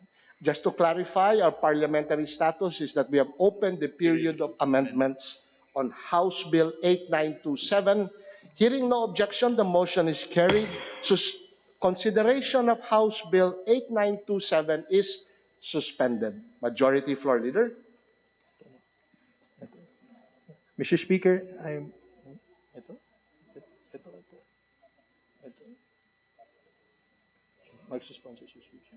Mr. Speaker, I move that we consider on second reading House Bill number 9925 as contained in Committee Report 1103, and that the Secretary General be directed to read the title of the measure. Hearing no objection, motion is carried.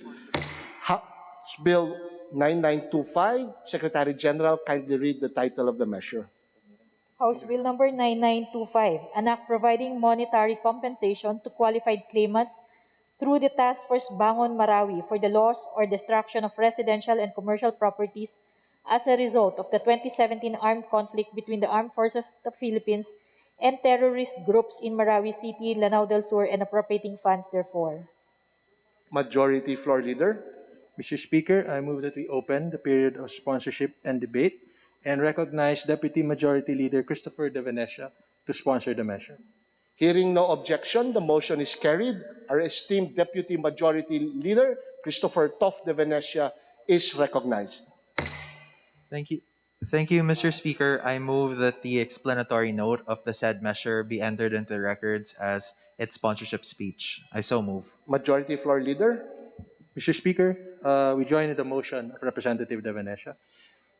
Motion proposed and duly seconded by the Majority Leader. So, with no objections, carried. Majority Floor Leader. Mr. Speaker, there being no member who wishes to interpolate or sponsor, I move that we terminate the period of sponsorship and debate. Hearing no objection, the motion is carried. Period of sponsorship and debate is closed. Mr. Speaker, I move that we open the period of amendments. Hearing no objection, motion is carried. Period of amendments is open. Majority Leader. Mr. Speaker, there being neither committee nor individual amendments, I move that we terminate the period of amendments. With no objections, the motion is carried. Period of amendments is terminated. Majority Floor Leader. Mr. Speaker, I now move that we vote on second reading on House Bill number 9925. Hearing no objection, motion is carried.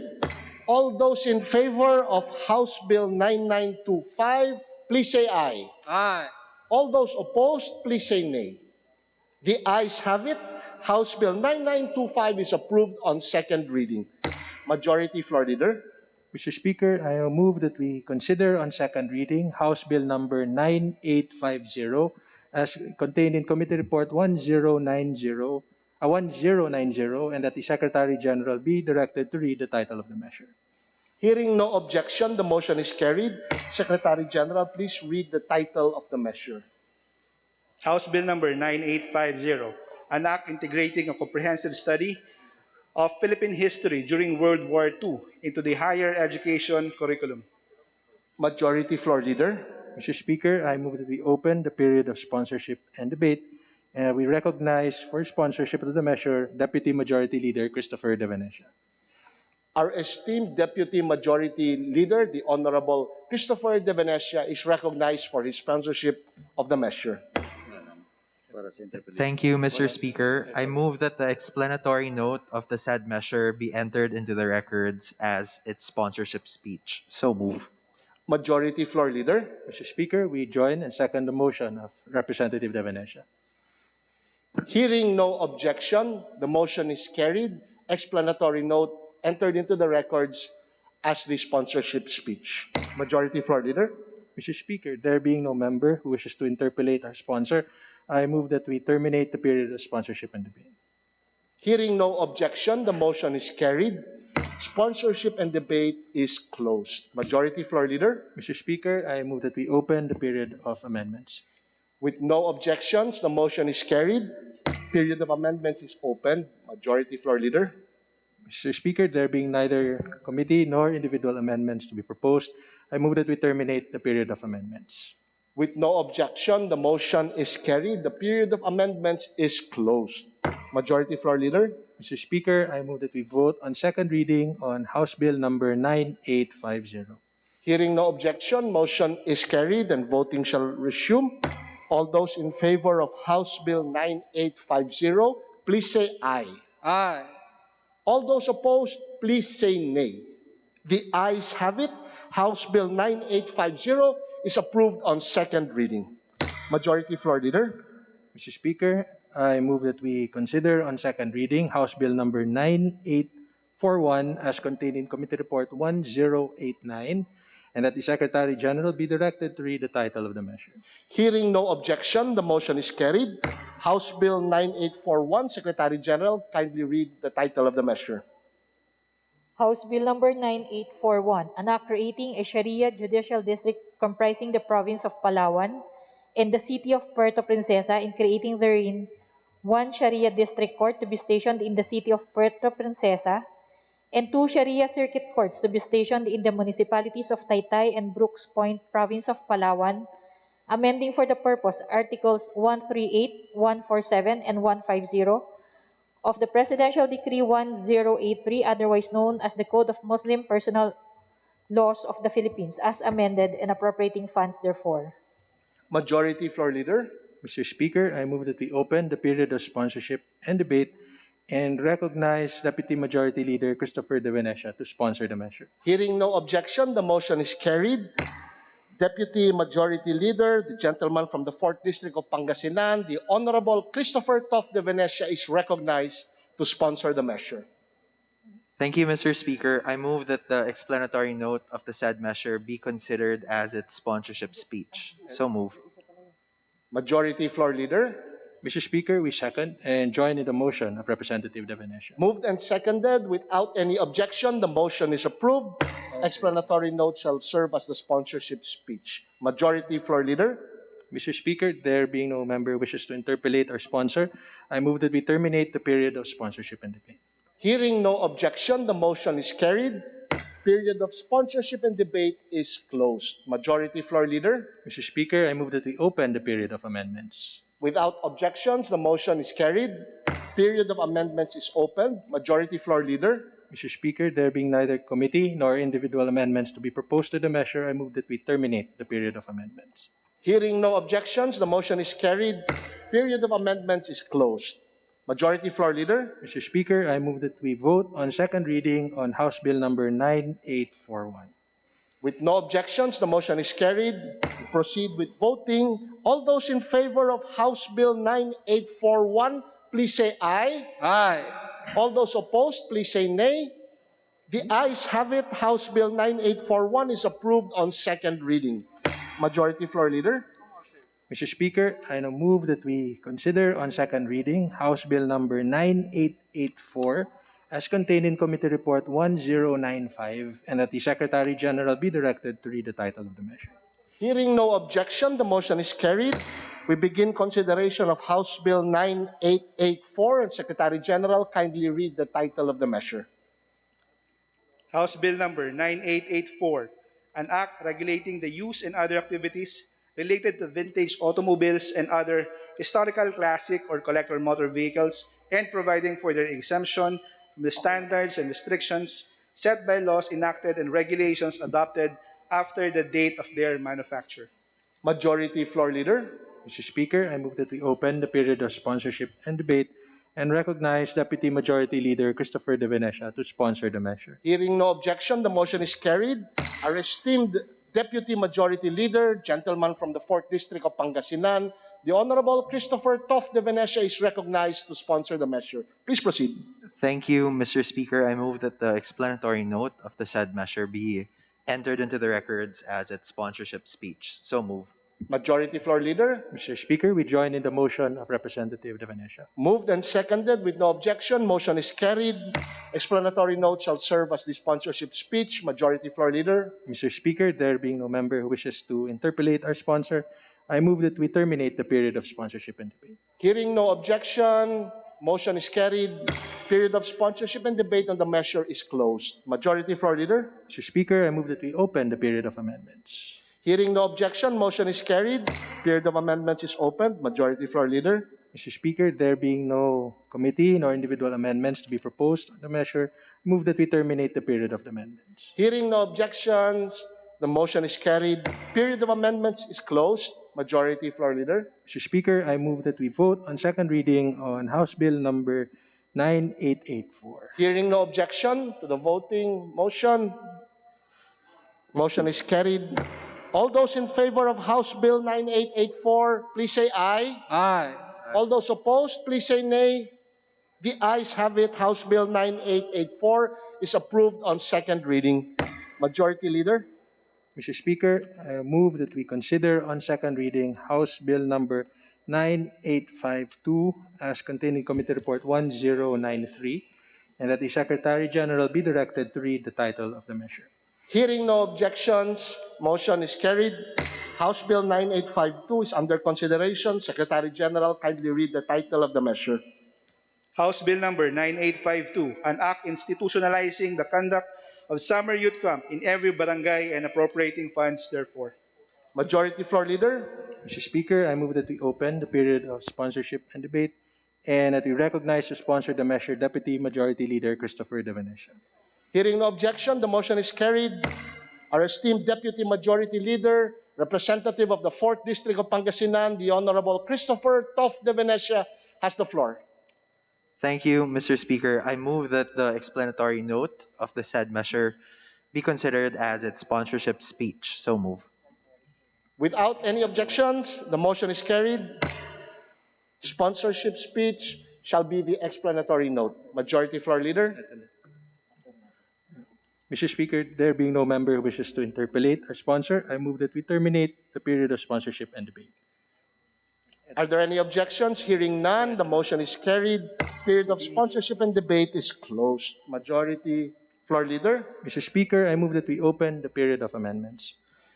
Without any objections, the motion is carried. The period of amendments is opened. Majority Floor Leader. Mr. Speaker, there being neither committee nor individual amendments to be proposed on the bill, I move that we terminate the period of amendments. Without objections, the motion is carried. Period of amendments is closed. Majority Leader.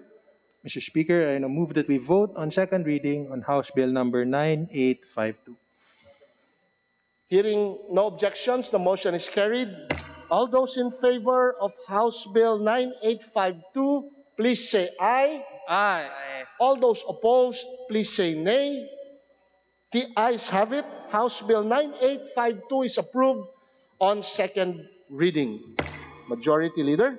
Mr. Speaker, I move that we now consider on second reading House Bill number 9943 as contained in Committee Report number 1114, and that the Secretary General be directed to read the title of the measure. Are there any objections? Hearing none, motion is approved.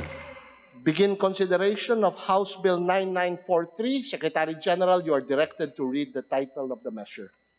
House Bill number 9943, an act prohibiting the practice of child marriage and imposing penalties for violations thereof. Majority Floor Leader. Mr. Speaker, I move that we open the period of sponsorship and debate and that we recognize to sponsor the measure our distinguished Deputy Speaker Bernadette Herrera.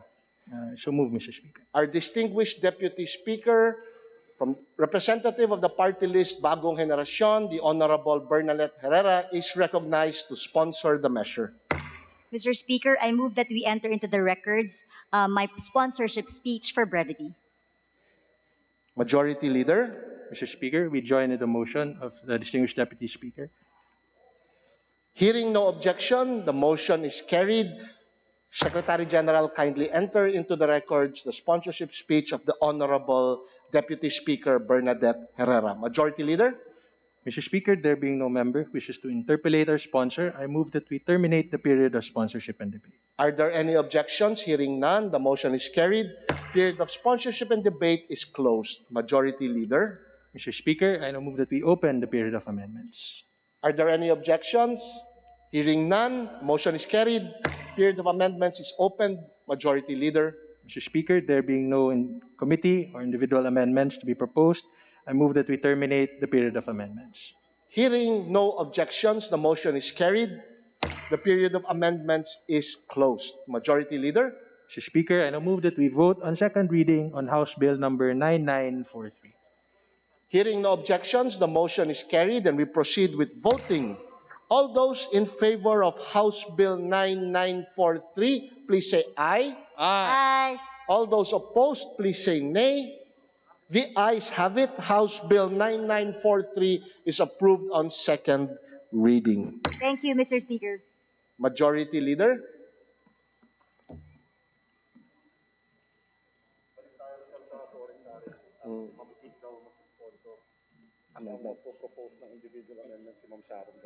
Okay. Oh yeah, sure. Resume consideration. Okay. Mr. Speaker, I move that we resume consideration on second reading House Bill number 8927 as contained in Committee Report 823 and direct the Secretary General to read the title of the said measure. In the period of amendments. Hearing no objections, motion is carried. Secretary General, kindly read the title of House Bill 8927. House Bill 8927, an act penalizing the smuggling of foreign currency and other monetary instruments in bulk into or out of the Philippines. Majority Leader. Mr. Speaker, the status of the said measure is that it is in the period of amendments. I move that we acknowledge the sponsor, Congresswoman Ging Swansing, to sponsor the said measure. The Honorable Representative of the 1st District of Nueva Ecija, the Honorable Estrelita Ging Swansing, is recognized as the sponsor of the measure. Majority Leader. Committee amendments. And then we proceed. She's there. All right. Thank you, Mr. Speaker. I am ready to accept any proposed amendments, Mr. Speaker, in behalf of our chairman, Chairman Joey Salceda. Majority Floor Leader. Mr. Speaker, there being no committee amendments, I move that we close the period of committee amendments. Hearing no objections, the period of committee amendments is closed. Majority Leader. Mr. Speaker, I move that we open the period of individual amendments. Hearing no objections, motion is carried. Period of individual amendments is open. Majority Floor Leader. To propose her individual amendments, I move that we recognize the Honorable Congresswoman Sharon Garin. So move. Our esteemed chairperson of the Committee on Economic Affairs, the representative of the party list Ambis OWA, the Honorable Sharon Garin, is recognized to propose her individual amendments. Please proceed. Good afternoon, Mr. Speaker. Thank you. I would like to propose the following amendments, Mr. Speaker. On page 4, line 9, insert the phrase Section 4 after the word of and delete the phrase Section 4 and 7 after the same.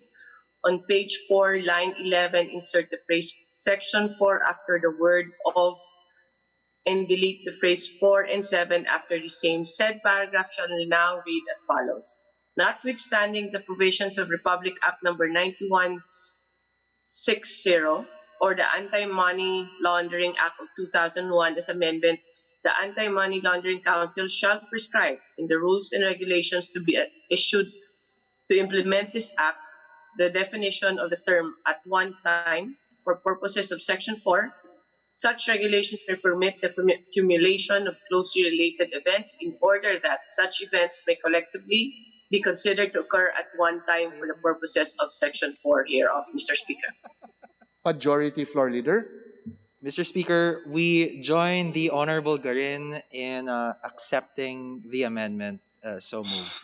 Mr. Speaker, Speaker, in behalf of the committee, I accept the proposed amendment, Mr. Speaker.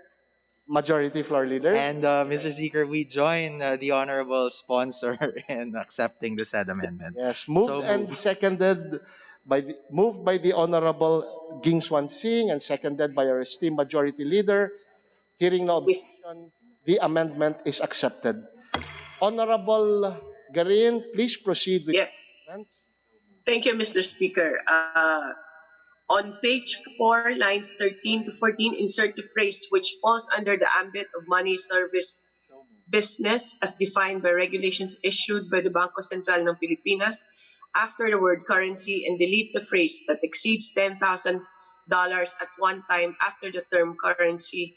Said paragraph shall now read as follows. Any person or entity engaged in the regular or periodic transfer of bulk currency which falls under the ambit of money service business as defined by regulations issued by the Bangko Sentral ng Pilipinas shall register with the Bangko Sentral ng Pilipinas. The Bangko Sentral ng Pilipinas shall furnish the Bureau of Customs the list of registered persons or entities engaged in the regular or periodic transfer of bulk currency for monitoring at the ports of entry and exit and in the implementation of this act, Mr. Speaker. What does our esteemed sponsor, the Honorable Ging Swan Sing, say? We accept, Mr. Speaker. Majority Leader. Mr. Speaker, we enjoin the honorable sponsor in accepting the said amendment. So moved. Hearing no objections, motion is carried. Amendments are accepted. Honorable Sharon Garin, please proceed with further amendments. Thank you, Mr. Speaker. For the last one, on page 4, line 17, insert a new paragraph after the word act, which shall read as follows. Persons and entities engaged in the regular or periodic transfer of bulk currency that exceeds $10,000 at one time, which are not considered money service business, must accomplish the declaration form in Section 4 hereof and submit proof of doing legitimate business with any entity supervised by the Bangko Sentral ng Pilipinas. This includes, among others, the third-party cash courier being engaged or contracted by the institution supervised by the Bangko Sentral ng Pilipinas or the physical transport of cash or value for a fee, Mr. Speaker. Thank you. What does our esteemed sponsor, the Honorable Ging Swan Sing, say? We accept, Mr. Speaker. Majority Leader. Mr. Speaker, we join the honorable sponsor in accepting the said amendment. So moved. Hearing no objection, motion is carried. The individual amendment is accepted. Honorable Sharon Garin, please proceed. That's the last amendment, Mr. Speaker. Thank you very much. Congratulations, Madam. Majority Leader.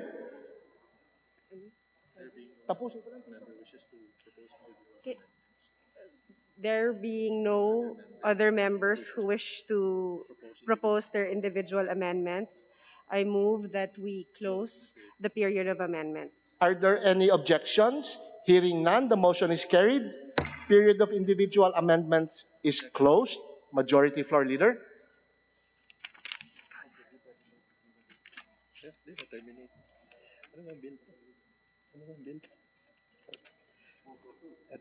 Mr. Speaker, I move that we... Mr. Speaker, I now move that we vote on second reading on House Bill number 8927 as amended. Hearing no objection, the motion is carried. All those in favor of House Bill 8927 as amended, please say aye. Aye. All those opposed, please say nay. The ayes have it. House Bill 8927 as amended, approved on second reading. Session is suspended for a few minutes to give way to the Honorable Deputy Speaker D.V. Sabeliano.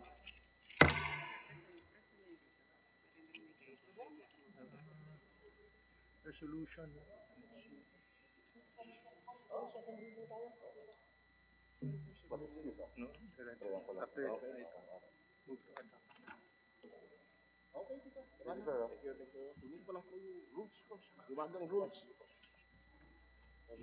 Okay. Naman tayo for DV, mga house adoption na ng house resolution.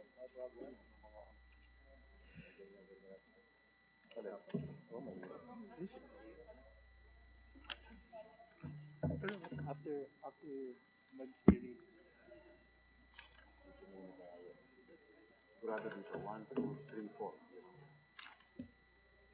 Alam mo lang ako siya. Yes, sir. Nakalimutan ko na yun. Okay, tayo.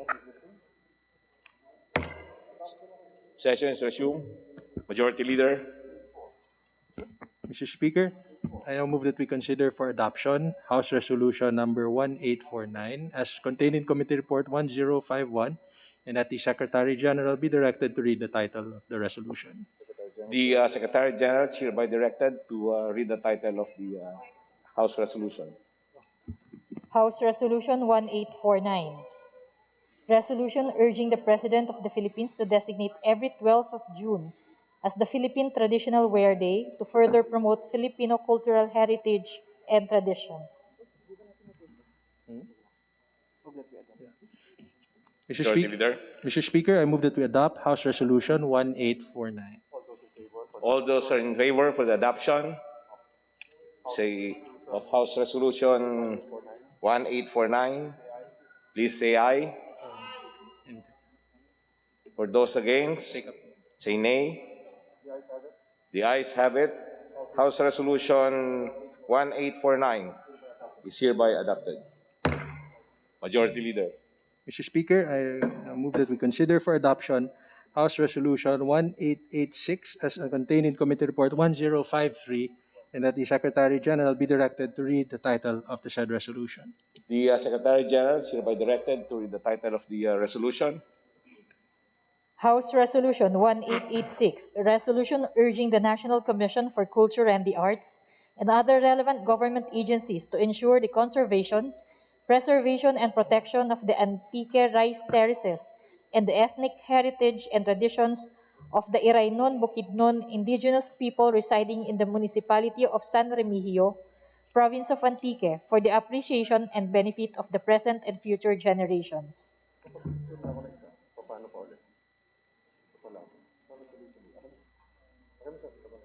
Majority Leader. Mr. Speaker, I move that we adopt House Resolution 1886.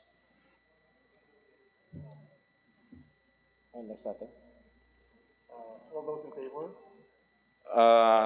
All those in favor of House Resolution 1886, say aye. Aye. All those against, say nay. The ayes have it. House Resolution 1886 is hereby adopted.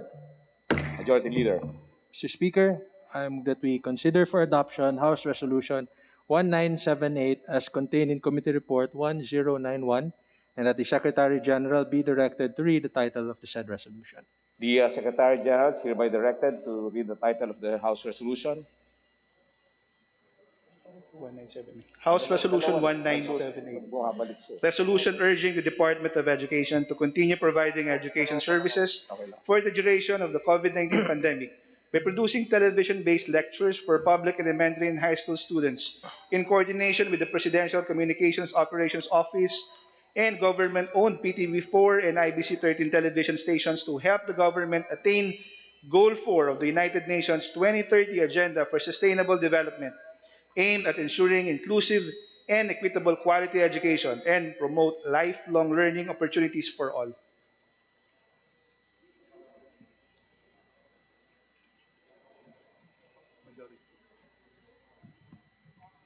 Those who are Mr. Majority Speaker, Leader. Mr. Speaker, I move that we adopt House Resolution 1978. All those in favor, say aye. Aye. For those against, say nay. The ayes have it. House Resolution 1978 is hereby adopted. Mr. Speaker, I move that we consider for adoption House Resolution 1677 as contained in Committee Report 896 and that the Secretary General be directed to read the title of the said resolution. The Secretary General is hereby directed to read the title of the House Resolution. House Resolution number 1677, resolution declaring a housing crisis and urging the Executive Department to mobilize resources to accelerate housing production and provide adequate housing to underserved families. Majority Leader. Mr. Speaker, I move that we adopt House Resolution 1677. All those in favor, say aye. Aye. All those against, say nay. The ayes have it. House Resolution 1677 is hereby adopted. Majority Leader. Mr. Speaker, I now move that we consider for adoption House Resolution 1828 as contained in Committee Report 1041 and that the Secretary General be directed to read the title of the said resolution. The Secretary General is hereby directed to read the title of the measure. House Resolution 1828, resolution congratulating and commending Dr. Potenciano Yong S. Domingo Larazabal III for being the first Filipino to conquer the World Marathon Challenge held on February 6 to 12, 2020. Majority Leader. Mr. Speaker, I move that we open the period of sponsorship and debate on said resolution and that we recognize the sponsor, Deputy Majority Leader Christopher De Venecia. The Honorable Deputy Majority Leader Christopher De Venecia is hereby recognized. Thank you, Mr. Speaker. I move that the explanatory note of the said measure be entered into the records as its sponsorship speech. So move.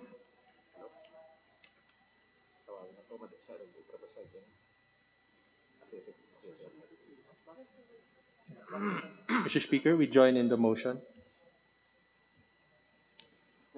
Is there any objection? Here is none. The motion is approved. Majority Leader. Mr. Speaker, there being no member who wishes to interpellate our sponsor, I move that we terminate the period of sponsorship and debate. Is there any objection? I hear none. Then the motion is approved. Majority Leader. Mr. Speaker, I move that we open the period of amendments. Is there an objection? I hear none. That the motion is approved. Majority Leader. Mr. Speaker, there being no committee amendments, I move that we proceed to individual amendments and that we recognize Deputy Majority Leader Cristal Bagasin to propose her amendments to the said resolution. The Honorable Representative Cristal Bagasin is hereby recognized.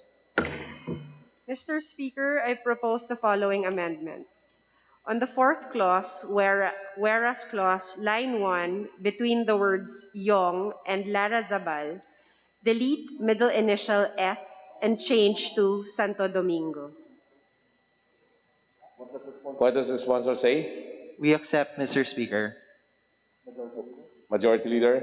Mr. Speaker, we join in the acceptance of the sponsor and move that the amendment be accepted. Is there an objection? The chair hears none. The amendment is approved. Majority Leader.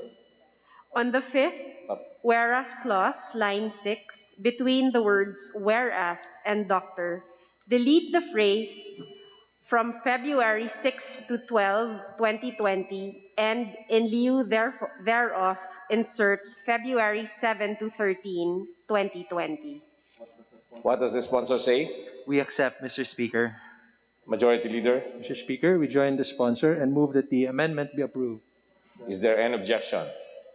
The chair hears none. The amendment is approved. Please proceed, Honorable Bagasin. On the first resolutory clause, line 25, between the words Yong and Domingo, delete middle initial S and insert the word Santo.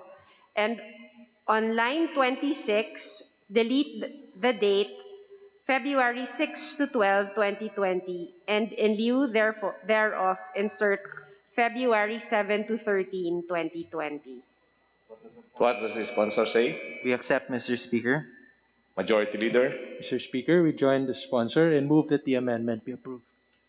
is there an objection? I hear none, that the motion is approved. Madam Bagatsing, please continue. On the second resolutory clause, line 27, delete middle initial S and change to Santo Domingo. What is- And on the title of the resolution, after the word Yong, delete middle initial S and change to STO, and delete the date February 6 to 12, 2020, and in lieu thereof, insert February 7 to 13, 2020. What does the sponsor say? We accept, Mr. Speaker. Majority Leader, Mr. Speaker, we join the sponsor and move that the amendment be approved. is there an objection? I hear none, that the motion is approved. Majority Leader, Mr. Speaker, there being no other member wishes to propose amendments to the said resolution, I move that we terminate the period of amendments. is there any objection? I hear none, that the motion is approved. Majority Leader, Mr. Speaker, I will move that we adopt House Resolution 1828 as amended. is there any objection? I hear none, that the motion is approved. Majority Leader,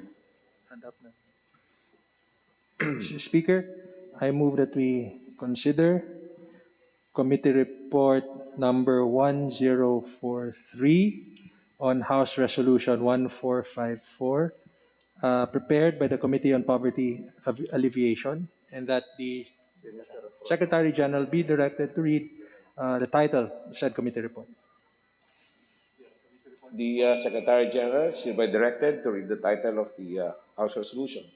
House Resolution 1454, Report on Inquiry, a resolution urging the House Committee on Rural Development to review the criteria and qualifications of the poorest of the poor provinces of the Department of Agriculture Special Area for Agricultural Development Program and provide recommendations therefore. Majority Leader, Mr. Speaker, I move that we adopt the findings and recommendations contained in Committee Report number 1043, prepared by the Committee on Poverty Alleviation. for those who are in favor, say aye. Aye. For those who are against, say nay. The ayes have it. House Resolution 1454 for adoption of findings and recommendations as contained in the committee report on inquiry in aid of legislation is hereby approved. Majority Leader, Mr. Speaker, I move that we resume consideration on House Bill number 9178 as contained in Committee Report 907, and that the Secretary General be directed to read the title of the measure. the Secretary General is hereby directed to read the title of the resolution. House Bill number 9178, an act further promoting entrepreneurship by strengthening, empowering, and enhancing the financing and other support programs for micro, small, and medium enterprises, amending for the purpose Republic Act number 6977 as amended, otherwise known as the Magna Carta for Micro, Small, and Medium Enterprises. Majority Leader, Mr. Speaker, the parliamentary status is not mere in the period of sponsorship and debate. And I move that we recognize to sponsor the measure Deputy Majority Leader Christopher De Venecia. the Honorable Deputy Majority Leader Christopher De Venecia is hereby recognized. Thank you, Mr. Speaker. I move that the explanatory note of the said measure be entered into the records as its sponsorship speech. So move. Majority Leader, Mr. Speaker, we join in the motion of Representative De Venecia. is there an objection? I hear none, that the motion is approved. Mr. Speaker, Mr. Speaker, there being no member wishes to interpolate, I move that we terminate the period of sponsorship and debate. Is there any objection? I hear none, that the motion is approved. Majority Leader, Mr. Speaker, I move that we open the period of amendments. is there any objection? I hear none, that the motion is approved. Majority Leader, Mr. Speaker, there being no committee nor individual amendments to be proposed on the measure, I move that we terminate the period of amendments. is there any objection? I hear none, that the motion is approved.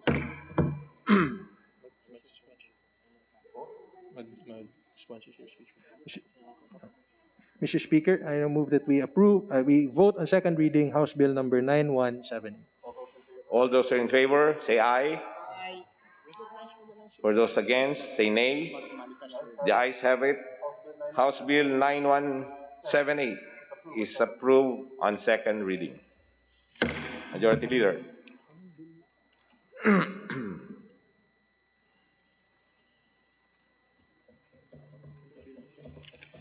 Mr. Speaker, we earlier approved on second reading House Bill number 9925.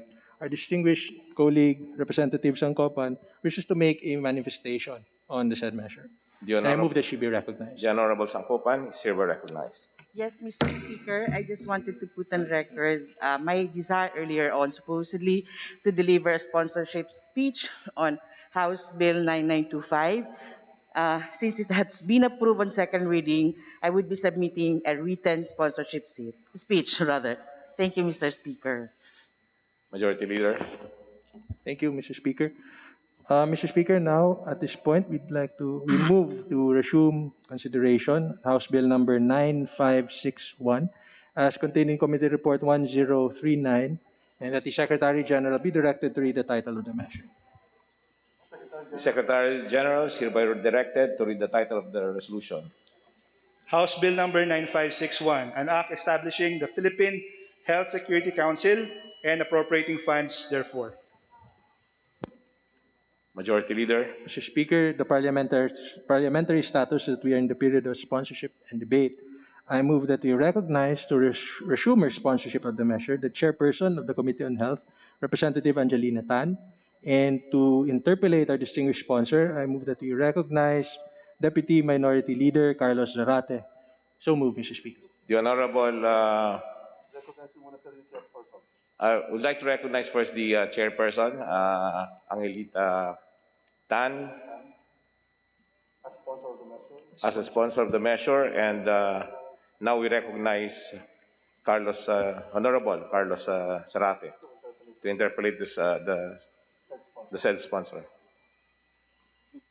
Please proceed, Honorable Zarate. Thank you, Mr. Speaker. Mararapatin po ba ng ating kagalang-galang na sponsor na makapagtanong ang kinatawang ito para sa paglilinaw ng ilang mga probisyon sa panukalang batas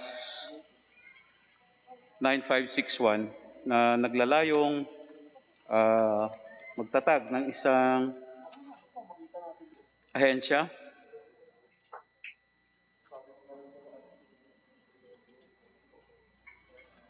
Mr. Yes, Mr. Speaker. This representation will gladly accept and answer the clarificatory questions of Honorable Zarate. Maraming salamat po. Bilang unang katanungan, maaari po bang ilahad ng ating kagalang-galang na sponsor, ano po ba ang pangunahing layunin or objective? Bakit kailangan pa tayong magtayo ng isang Health Security Council na ipinanukala nga nitong House Bill number 9561? Mr. Speaker, the main purpose of institutionalizing the national health security is actually to develop national programs, activities, and plans to health security and public health emergency, and of course to implement a sustainable capacity development for our health system for health security. So we wanted to enable our health system to withstand any public health emergency that may affect the life of our countrymen. Maraming salamat po sa inyong naging tugon, Madam Sponsor, Mr. Speaker. Sa kasalukuyan po ba, wala po ba tayong isang body or agency or a task force that functions in line with objectives set by this proposed bill, Mr. Speaker, Madam Sponsor? Yes, Mr. Speaker, currently what we have right now is the Interagency Task Force for Emerging Diseases.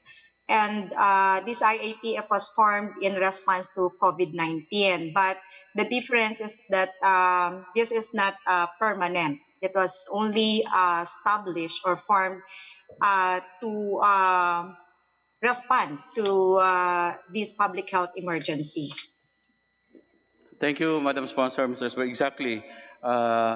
There is a task force now, as this is a mandate contained in the Republic Act number 111332, or the law that requires a mandatory reporting of notifiable diseases and health events of Public Health Concern Act. No? And the good sponsor will agree that this is currently the task force that manages the country's fight against the raging COVID-19 pandemic. Madam Sponsor, Mr. Speaker. Yes, Mr. Speaker. I agree with Kong Kaloy Zarate. And by this proposed bill, is the good sponsor saying that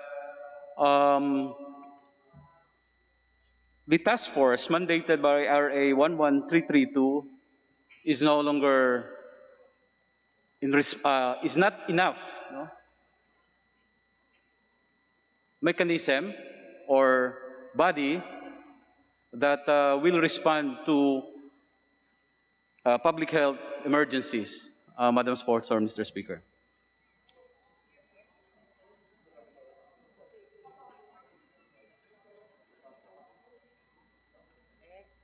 Madam Sponsor. Ang sinasabi po ba ng kagalang-galang na sponsor na hindi na nasasapat ang mandato na binibigay ng Republic Act 11332 that mandates the creation of an interagency task force in the event that there are health emergencies? Mr. Speaker, what's stated in RA 1332 being the principal sponsor of that law is not actually well defined. So, ang pagkakaiba po dito, ang approach po natin is whole of government and the whole of society approach, no? So, we wanted a continuing body that will address the problems on public health emergency. So, gusto po natin establish siya at hindi lang tayo nagre-react in times of pandemic or public health emergency. So, ito po ay magbibigay ng, ang gawain nila is more of preventive, no? Sa paghahanda sa pagdating po ng public health emergency like pandemic.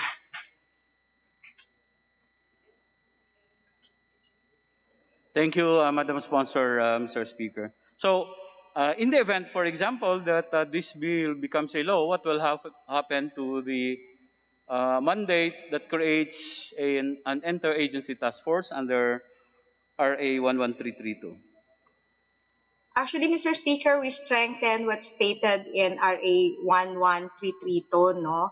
Mas dinefine natin, still nandun pa rin po, will complement actually yung what's in RA 11332. Ito pong proposal natin in House Bill 9561.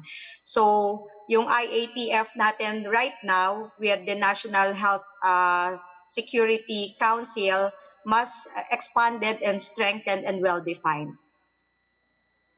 Salamat po, Madam Sponsor. So, ibig sabihin, mananatili pa rin yung interagency task force despite the creation of this Health Security Council in the future, no? Kung naging batas na ito. Isn't that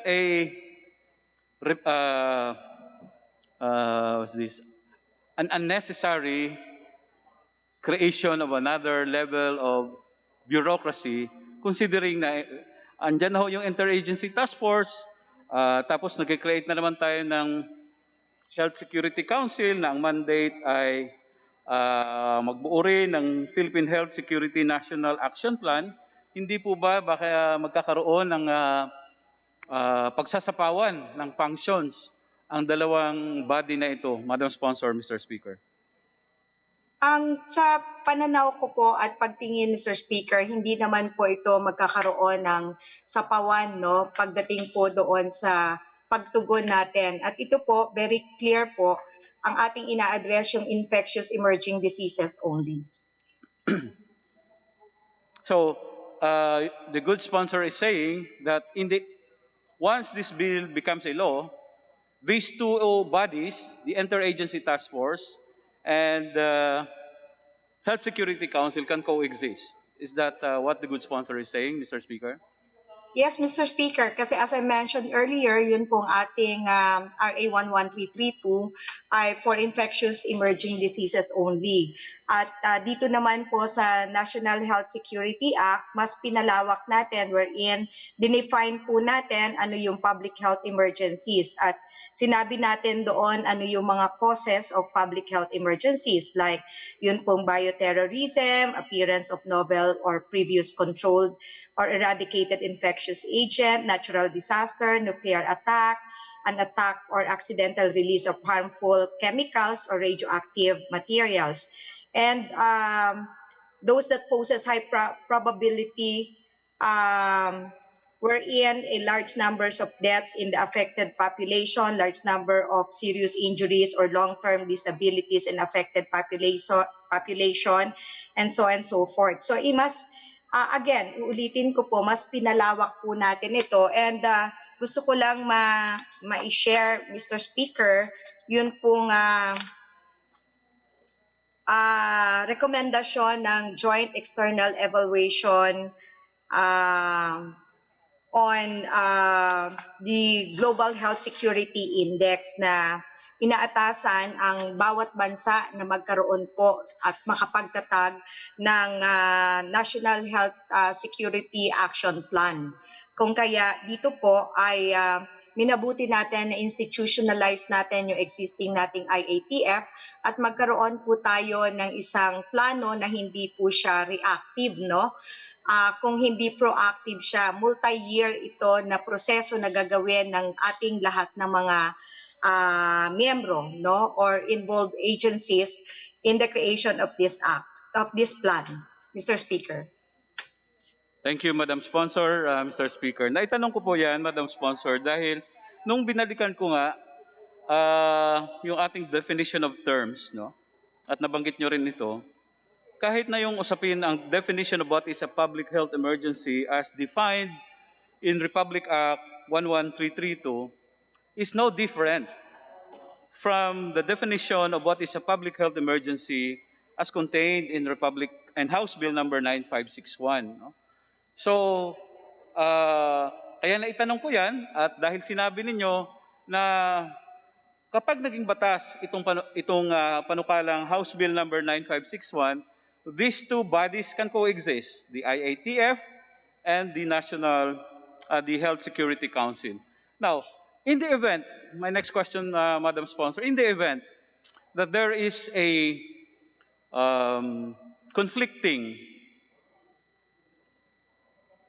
interpretation of the provisions of either laws or conflicting assessment as to what an ongoing health emergency is all about, sino po ang masusunod sa pagkakataong ito? Ang Interagency Task Force or ang itatayo po nating Health Security Council? For example, concrete example, Madam Sponsor, Mr. Speaker. Yung assessment na kailangang hindi na magsuot ng face mask dahil tayo ata ang nag-iisang bansa lang ngayon sa buong mundo na ginagawang mandato ang magsuot ng face mask on top, face shields on top of face mask, no? Ang Pilipinas lang ang mandatory na magsuot tayo ng face shield.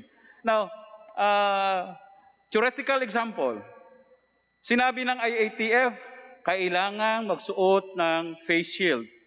Pero dahil naging batas na ito, sasabihin ng National Health Security Council, there is no need to use face shield.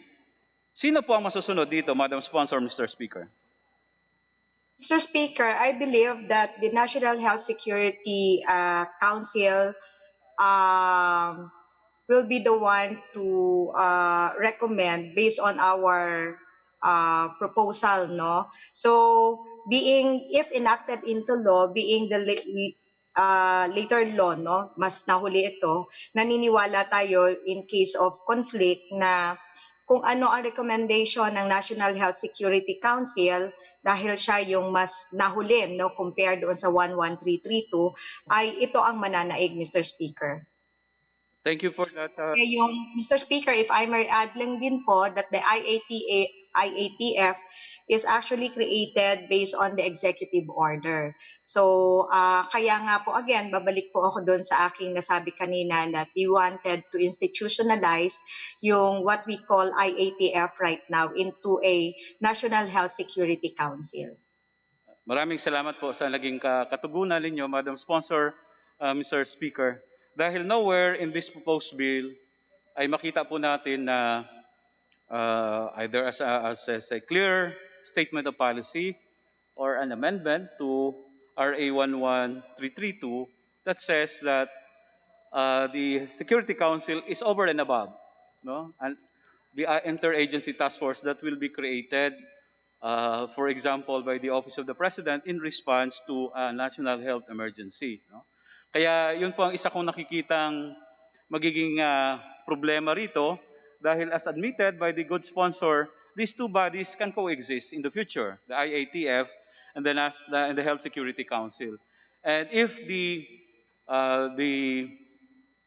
power of the Health Security Council is merely recommendatory, then what is the use of that Security Council if its recommendation will not be accepted or taken on by the interagency task force, Madam Sponsor, Mr. Speaker? Again, Mr. Speaker, uulitin po natin, no, yung na-mention natin earlier na kung enacted into law ito pong National Health Security Plan, National Health Security Act, ay ito po ang mananaig, no? So, doon po sa ating Republic Act 11332, although inask po dito that the DOH and all stakeholders will gather, no? Pagdating po ng public health emergency katulad po nitong pandemic, ay hindi po dito sinabi na katulad doon sa aming proposal dito sa National Health Security Act, yung detalyado na kinakailangan na maging miyembro at anong role nilang lahat. So, kung ito po ay i-supersede natin yung conflicting provisions, I think kung wala po, nagkulang po doon sa aming provision, ay naniniwala tayo na hindi po ako abogado, but ay naniniwala po tayo doon sa implied repeal, no? Thank you, Mr. Speaker. Salamat po sa inyong naging katugunan. But again, these are valid concerns, no, that may pose as big problems later on in the future if this bill becomes a law. Now, in relation to that, Madam Sponsor, provided in this proposed bill na itong structure ng Health Security Council will also be replicated, no, or duplicated in the local government units. Is my appreciation correct, Madam Sponsor, Mr. Speaker? Yes, Mr. Speaker. So, again, yung ating concern, no, yung pagdagdag ng isa pang bureaucratic layer, even on the local government level, no, from the national level down to the local level. Dahil even itong interagency task force that is now in existing under RA 11332 and as created by executive order, lahat po ito ay merong kasamang local counterparts, no, from the region to the province to the city or municipality level, no? So, hindi po ba, again, mag-pose ito ng napakalaking problema na magbabanggaan ang jurisdictions ng different bodies na ito because the structure of the Health Security Council is also replicated in the local government unit. Madam Sponsor, Mr. Speaker. Thank you, Mr. Speaker. Again, uulitin po natin na Ito pong ating panukala is institutionalization. Babalikan ko po again na hindi po ito well-defined sa RA 11332. And napakahalaga na nakita natin ngayong pandemya ang role ng ating mga manggagawa, no? Especially ang ating mga officials in the ground from the barangay up to the municipal to provincial and regional level. At yun po yung nangyayari ngayon, no? Yung coordination natin from top to down, from down to up. Kaya during our deliberation at the committee ay ito po ay napag-agrihan, no, ng lahat po ng members na mas kinakailangan natin na paigtingin right now, no, yung atin pong delineations, no, ng roles natin from the ground to up, no. So ang nakita nga po natin ngayon, meron din tayong regional IATF, may municipal tayo na IATF, and then provincial IATF. So we believe na napakahalaga po. Again, I don't think magko-conflict po ito doon sa RA 11332 dahil dinefine naman natin dito sa ating proposal kung ano ang magiging struktura nito from Philippine Health Security Council to regional to city, provincial, and to the Barangay Health Security Council. Thank you, Mr. Speaker. Thank you, Madam Sponsor, Mr. Speaker. Incidentally, may I inquire from the good sponsor? I just recall that there is also another body, no? Is there a health management board under the DOH?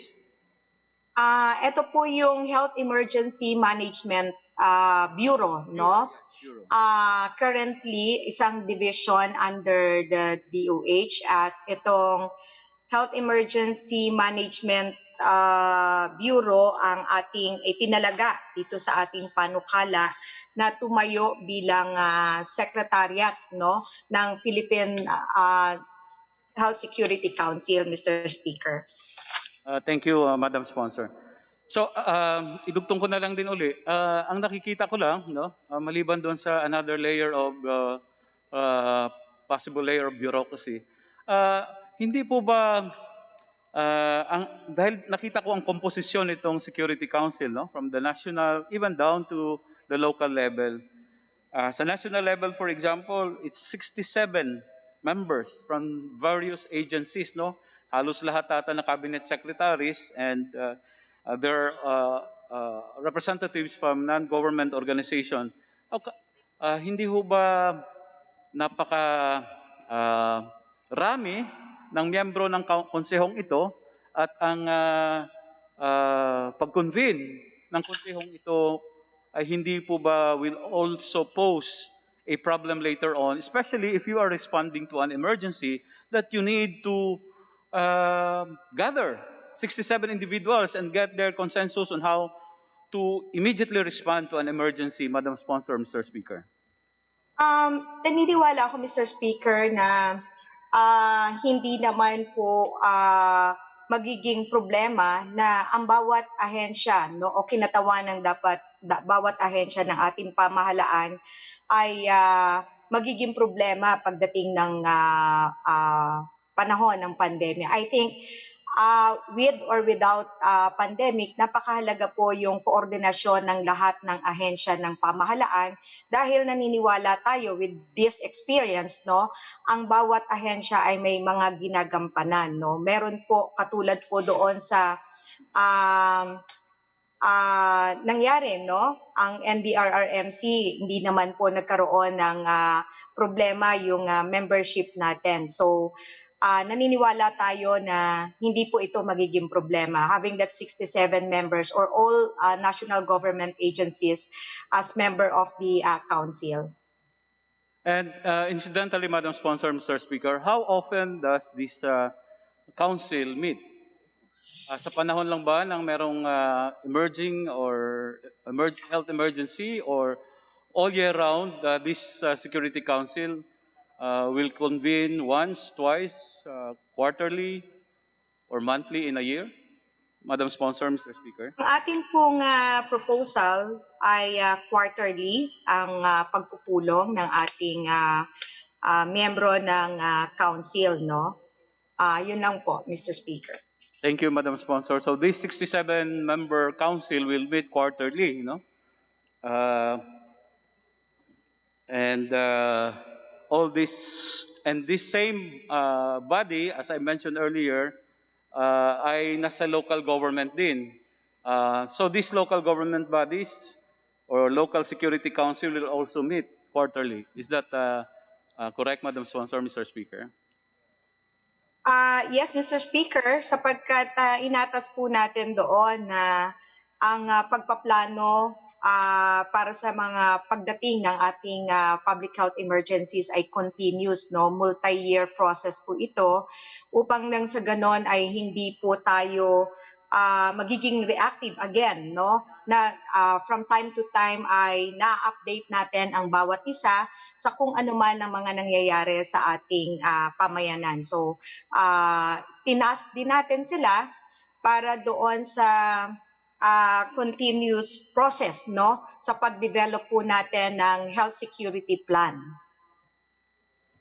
Thank you, Madam Sponsor, Mr. Speaker. Naitanong ko po yan dahil sa atin pong kasalukuyang sitwasyon, halimbawa, na ang Department of Health, for example, is suffering from a gross budgetary deficit, no, and constraints. And on top of that, despite this limitation of resources, ay nakita rin natin this past years, no, even the findings of the Commission on Audit, ay hindi lumalabas doon how funds of the Department of Health is being mismanaged, no, to say the least. So, what I'm looking at, Madam Sponsor, Mr. Speaker, with a creation of this council composed of 67 members and being replicated in the local level, this will again entail huge budgetary requirement from our already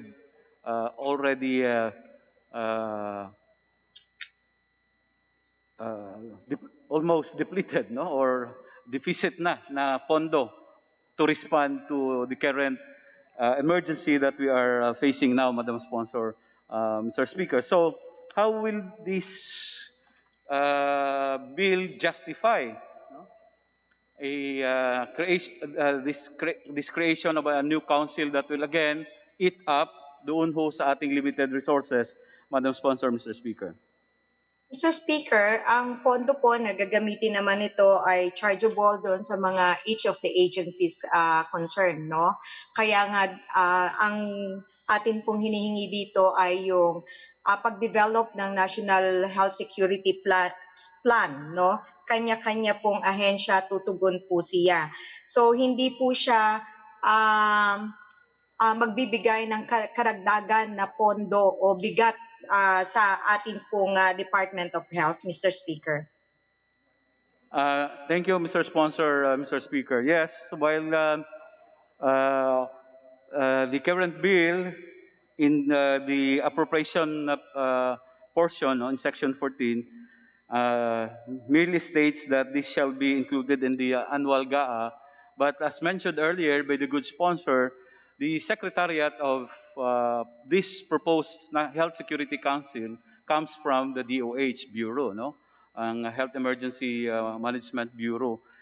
So it will necessarily, to make this council workable, you have to capacitate the Secretariat, no? Because now the Secretariat will not only look at how the Health Security Council will function in the national level, it has to also coordinate with the council that will be created in the local levels as well, Madam Sponsor, Mr. Speaker. So again, instead of these funds going to another layer in our bureaucracy, this representation believes, no, especially now, no, nasa isang matinding krisis pa rin tayo na pinalala nitong pandemya ng COVID, na ang limitadong mga pondo natin ay mailaan natin sa tamang prioridad. Halimbawa, ang pangangailangan ng ating mga frontline healthcare workers, no?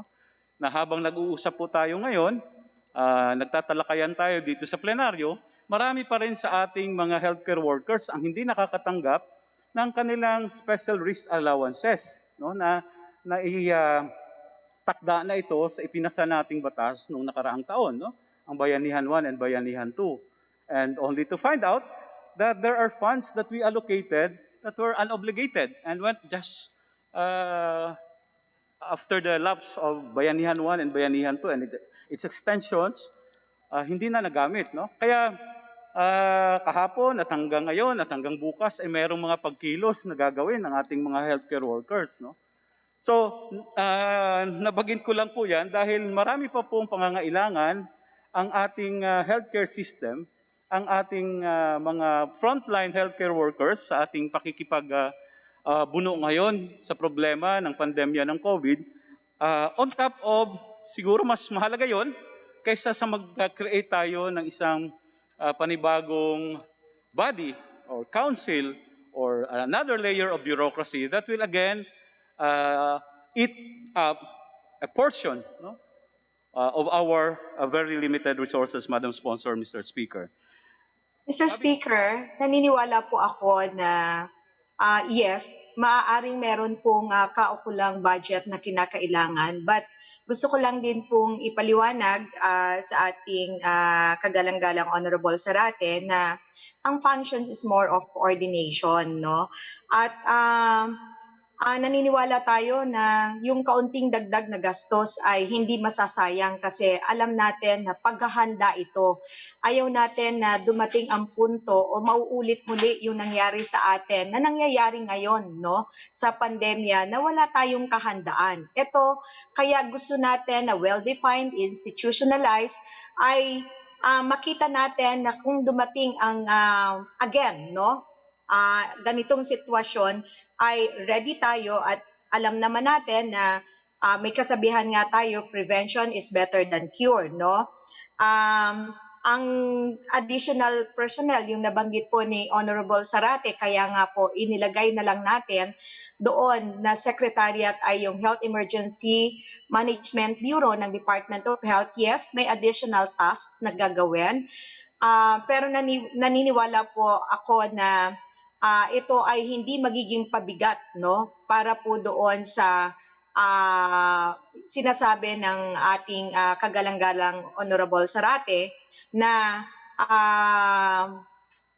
magbibigay bigat doon sa karagdagang pondo para lang po dito sa ating itinatayo na council. I think gusto po natin na tingnan ang benepisyo more of na magagawa if this will be enacted into law dahil may mandato ang bawat isa para gawin itong ating hinihingi na health security plan na paghahanda sa pagdating ng pandemya. Maraming salamat, kagalang-galang na sponsor, Mr. Speaker. Now, on to other concerns, no? I observe, Madam Sponsor, Mr. Speaker, napakalaki po ng papel na gagampanan, no, ng Armed Forces of the Philippines or Department of National Defense sa panukalang pag-create ng Health Security Council. No? In fact, in the last proviso of the last paragraph under Section 6, if I may read, the chairperson of the Philippine Health Security Council may recommend to the President the enlistment of the Armed Forces of the Philippines for the purpose of enforcing the quarantine or specific areas, no? To supplement the PNP and other law enforcement agencies for the purpose of enforcing the quarantine of specific areas or facilitating the transport of emerging infectious diseases, etc. No? And in the setup of the proposed Security Council, in fact, the Secretary of National Defense will be appointed, no, as the co-chairperson of the Secretary of Health in this Health Security Council. May we inquire from the good sponsor the underlying reason, no, or purpose why this is the kind of setup being proposed in this bill. Mr. Speaker, this representation believes that the national security is closely interwoven with health security. Lalo na po kung ang pamamaraan ng pag-terrorize ng ating bansa, no, ay maaapektuhan ang ating kalusugan. So naniniwala po tayo na yung national security deals with the overall strategy of averting and handling national threat. Yung health security naman, on the other hand, deals with the prevention and management of the after effects of the attack. So, mahalaga din po yung inputs ng Secretary of Defense. Siguro po ay naobserbahan naman natin with our experience with COVID-19 pandemic, especially doon sa setting up the strategic logistics or locations, no? Like yung nakikita natin saan ba dapat itayo ang hospitals, and yung anticipation ng magnitude of the attacks or its impact doon sa health system.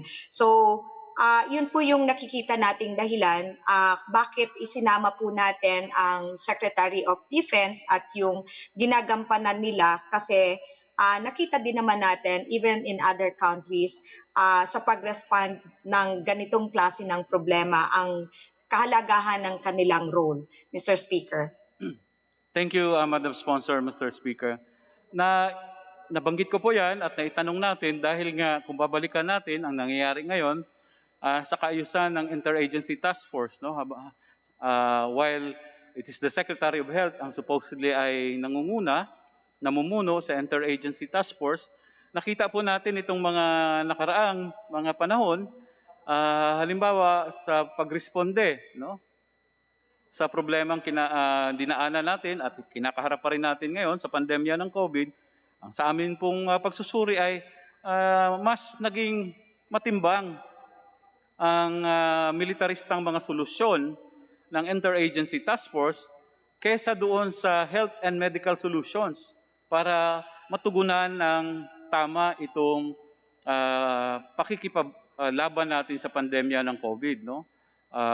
Madam Sponsor, Mr. Speaker. And in the proposed bill, while the functions of the other government agencies, ano yung role niya sa council are apparently very clear, the participation of the security sector, especially designating the Secretary of National Defense as co-chairperson, is, I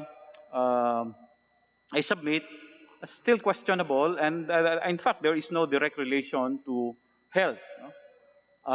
Kasi kung ang sinabi po ng kagalang-galang na sponsor, Mr. Speaker, ay may mga security issues na pwedeng kabahagi rito, we have to remember that there is also another council already in existing, no? That exists. This is the National Security Council. So, ano po ang, yun po ang hindi pa rin natin ma-reconcile, no? At least ng representasyong ito, bakit dito sa Health Security Council na ito ay napakalaki ng papel pa rin ng security sector, Madam Sponsor, Mr. Speaker. Mr. Speaker, ang kagandahan po dito sa ating proposal, no, dinefine po natin who will chair the National Health Security Council. And still, naniniwala po tayo is the Secretary of Health, no? But again, no, uulitin ko lang din po yung aming pananaw, no, during the deliberation, and based on the experience, Mr. Chair, Mr. Speaker, na mahalaga din po yung ginagampanan ng ating Secretary of Defense. Alam naman natin na based on experience, sila ang mas may kaalaman, no, pagdating po sa pagresponde. At alam naman natin yung mga public health emergencies na nangyayari katulad ngayon ay mas meron sila na kapasidad, no, na mag-respond at least pagdating po doon sa mga logistical requirements. But still, hindi po naman natin tinatanggal na ang dapat pagdating po doon sa health concerns, still ang ating pong Secretary of Health ang ating tinalaga na siyang mangunguna pagdating po dito sa mga desisyon na gagawin in times of public health emergency. Mr. Speaker. Salamat, Madam Sponsor, Mr. Speaker. Kasi ang again, if really the concern of the proponent or the good sponsor is that the security sector can provide updates or situational reports, this is already covered, no? Doon sa function nila, even sa RA 11332. Then, in the event, for example, that there is a need for them to help, no? That their aid is necessary for manpower and the use of their assets, the power to call upon any government offices and instrumentality is again already large under Section 7, no? The powers and functions of the Council. So, we raise this concern because this, in the organization at the local level, ganun din po, no? Napakalaki nung papel ng security sector. It states in Section 12 that the highest ranking officer of the Armed Forces of the Philippines assigned in the area will be immediately considered as a member of the local council. No? I can understand probably, Madam Sponsor, Mr. Speaker, if, for example, the Secretary of Social Welfare and Development will be made as co-chairperson because of the major role that the Social Welfare and Development Department will play, no, in times of emergency, Madam Sponsor, Mr. Speaker. But having said that, registered that statement, I will go now to one last point. Nabanggit nyo kanina, Madam Sponsor, na kaya kailangan din natin ipasa ang panukalang batas na ito dahil nga sinabi nyo that there is also a need to comply with international health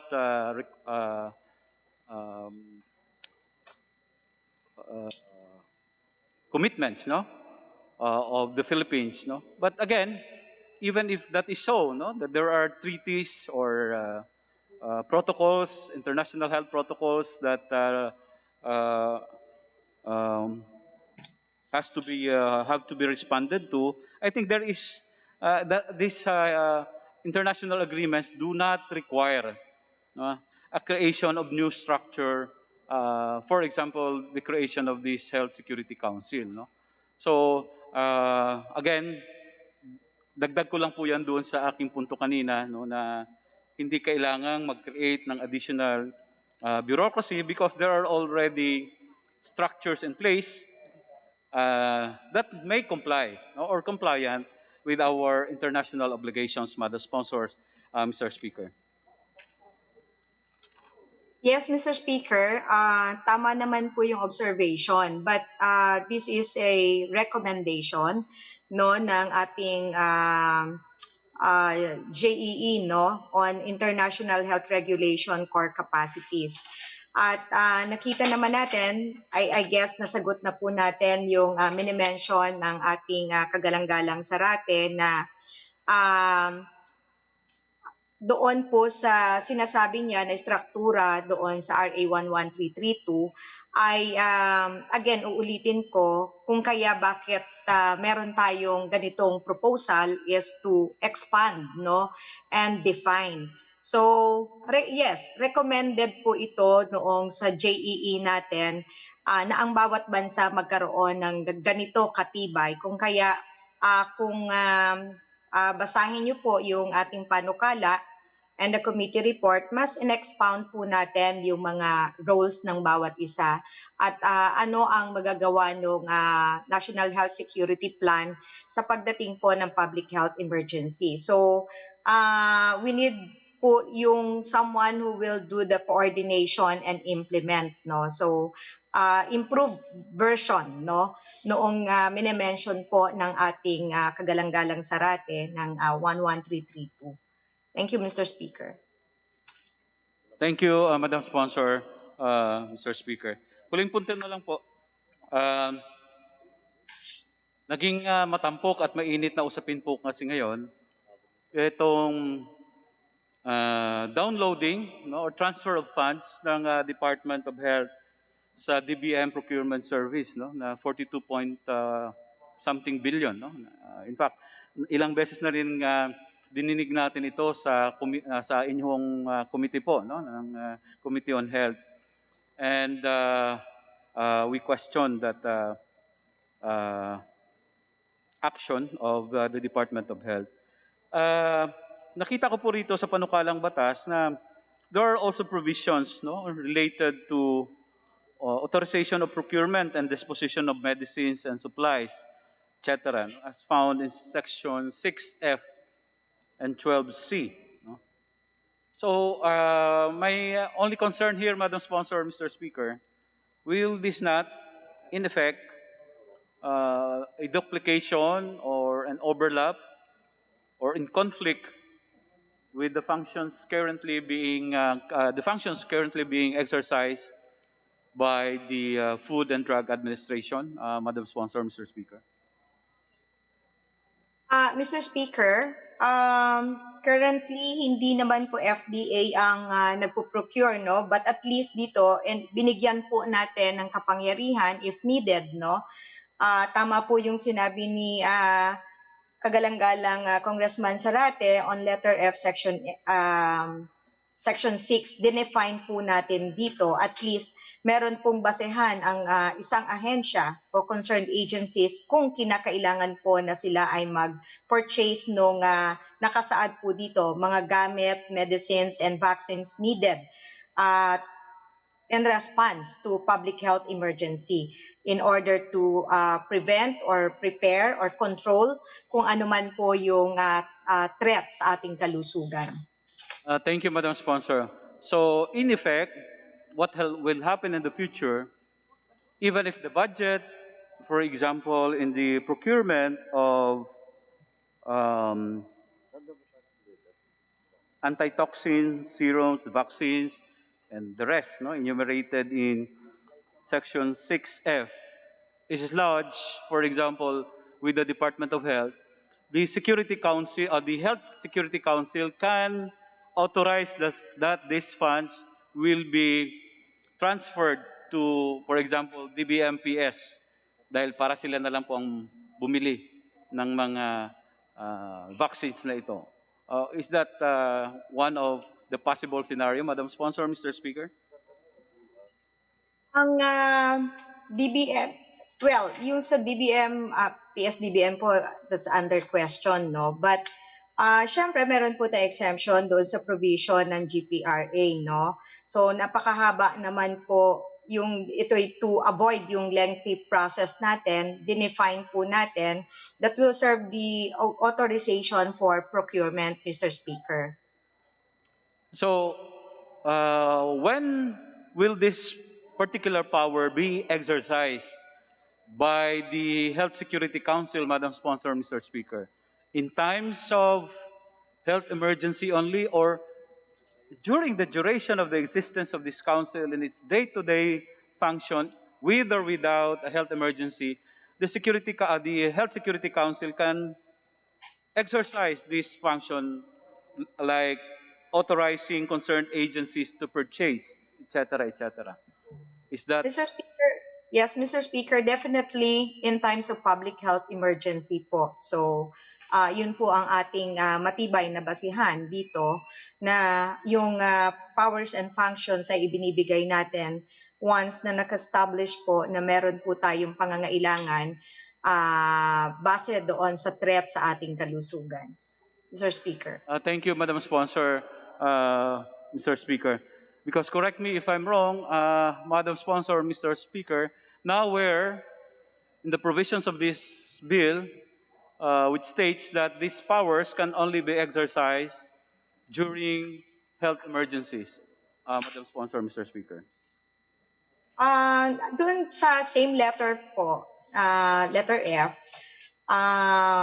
under Section 6, Mr. Speaker, if I may read lang, authorize concerned agencies to purchase, store, or distribute antitoxins, serums, vaccines, immunizing agents, antibodies, and other pharmaceutical agents or medical supplies and devices considered advisable in the interest of preparing for or controlling public health emergency. So, malinaw po doon na nakasaad naman na malinaw po yung pag-establish natin ng public health emergency. Thank you, Madam Sponsor, Mr. Speaker. Exactly, yun po din ang aking binasa. Kasi pag sinasabi nating preparing for, so kahit wala pa yung health emergency ay naghahanda na po tayo. So kaya yun po ang gusto kong ilinaw dahil ibig sabihin, ang kapangyarihang ito na ibinigay sa Health Security Council in Section 6, subparagraph F, can be exercised even before the existence of a public health emergency because you are preparing. No?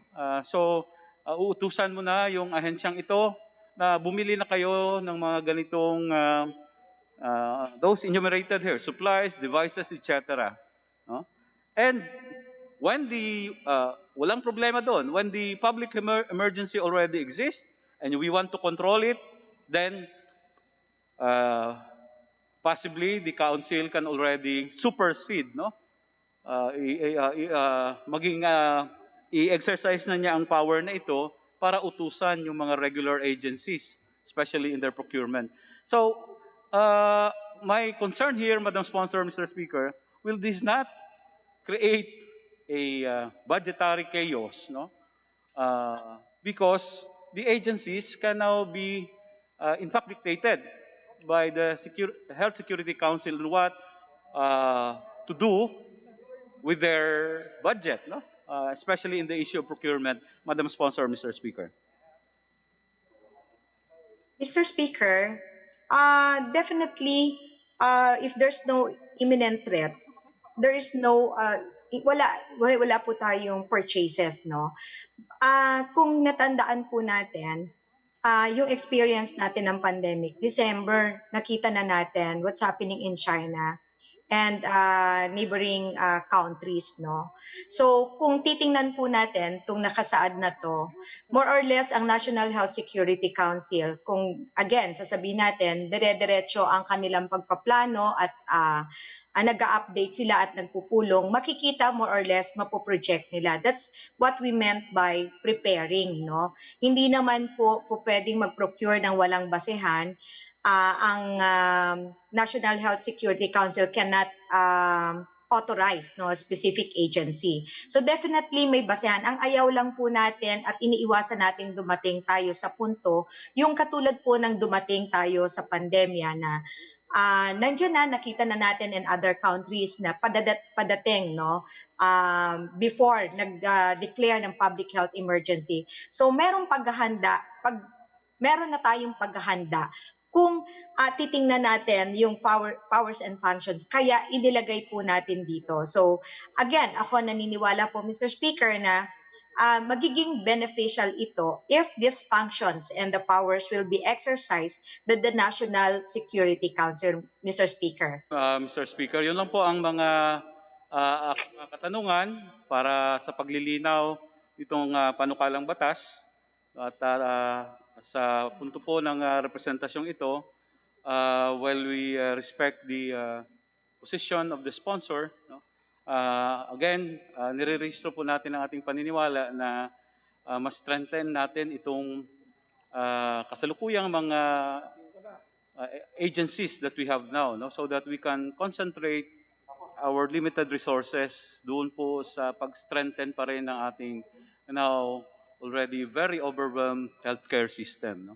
So maraming salamat, Madam Sponsor, Mr. Speaker, sa pagkakataon na ibinigay sa kinatawang ito na makapaglinaw sa panukalang batas. Magandang hapon po sa ating lahat. Thank you very much.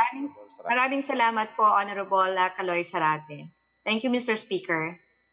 Thank you, Madam Chairperson. Majority Leader. Mr. Speaker, there being no other member wishes to interpolate our distinguished sponsor, I move that we terminate the period of sponsorship and debate. Is there any objection? I hear none, then the motion is approved. Majority Leader. Mr. Speaker, I move that we open the period of amendments. Is there an objection? I hear none, then the motion is approved. Majority Leader. Mr. Speaker, there being no committee amendments, I move that we proceed to individual amendments and that we recognize our colleague from the 2nd District of Zambales, Representative Cheryl Deloso Montalia, for her opportunity to propose her individual amendments. The Honorable Cheryl Montalya is hereby recognized. Thank you, Mr. Speaker, our distinguished sponsor. I would like to propose amendment to House Bill number 9561, shortly titled the Philippine Health Security Act. I would like to propose an amendment to Section 7 on membership and composition. On page 7, line 19 of House Bill number 9561, in between the words quote-unquote co-chairperson and quote-unquote the president, to insert the following paragraph. The PHSC, upon the vote of 2/3 of all members present, comprising a quorum, shall be allowed to include additional members as it may deem necessary. So propose, Mr. Speaker. Majority Leader. Mr. Speaker, may we ask what the sponsor will say? Mr. Speaker, on behalf of the Committee on Health, this representation interposes no objection. Majority Leader. Mr. Speaker, with that, we join the sponsor and move that the amendment be approved. Is there an objection? I hear none, then the motion is approved. Thank you, Mr. Speaker. Thank you to our distinguished sponsor, Kagalan. Thank you, Mr. Speaker. Thank you, Kong Che. Majority Leader. Mr. Speaker, there being no other member who wishes to propose amendments to the measure, I move that we terminate the period of amendments. Is there an objection? I hear none, then the motion is approved. Majority Leader. Mr. Speaker, I move that we vote on second reading on House Bill number 9561 as amended. All those in favor, say aye. Aye. Those are against, say nay. The ayes have it. House Bill 9561 as amended is hereby approved on second reading. Majority Leader. Mr. Speaker, earlier we approved on second reading House Bill number 9925, and we have just been informed that our distinguished colleague, Deputy Speaker Mujib Hataman, who's also one of the authors of the measure, would have wanted to deliver a sponsorship speech. However, because of signal difficulties, he could not do so. And so, Mr. Speaker, we have been requested that Deputy Speaker Hataman be allowed to submit his written speech and that the Secretary General be directed to make the necessary arrangements with regard to our record and journal. So moved, Mr. Speaker. Is there any objection? I hear none, then the motion is approved. Majority Leader.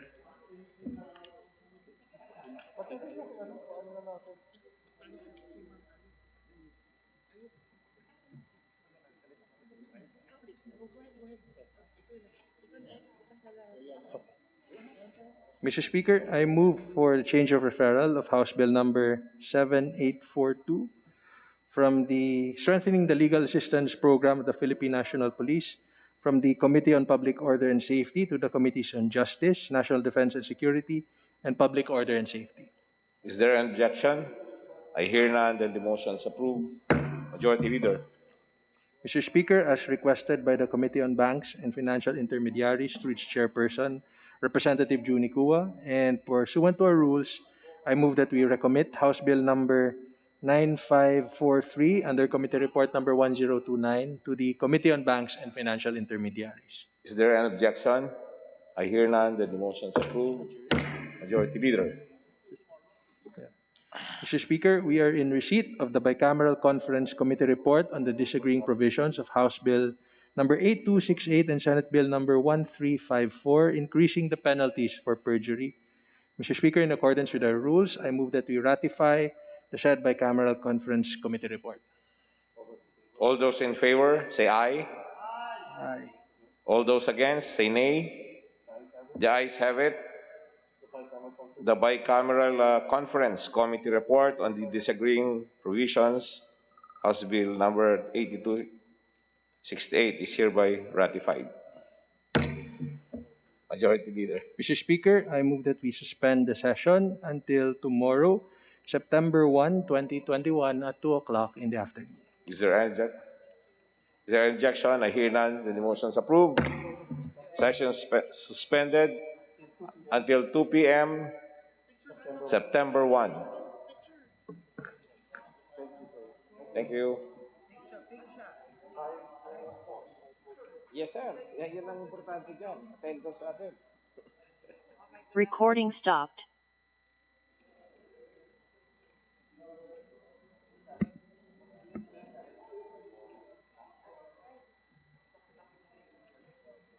Yun.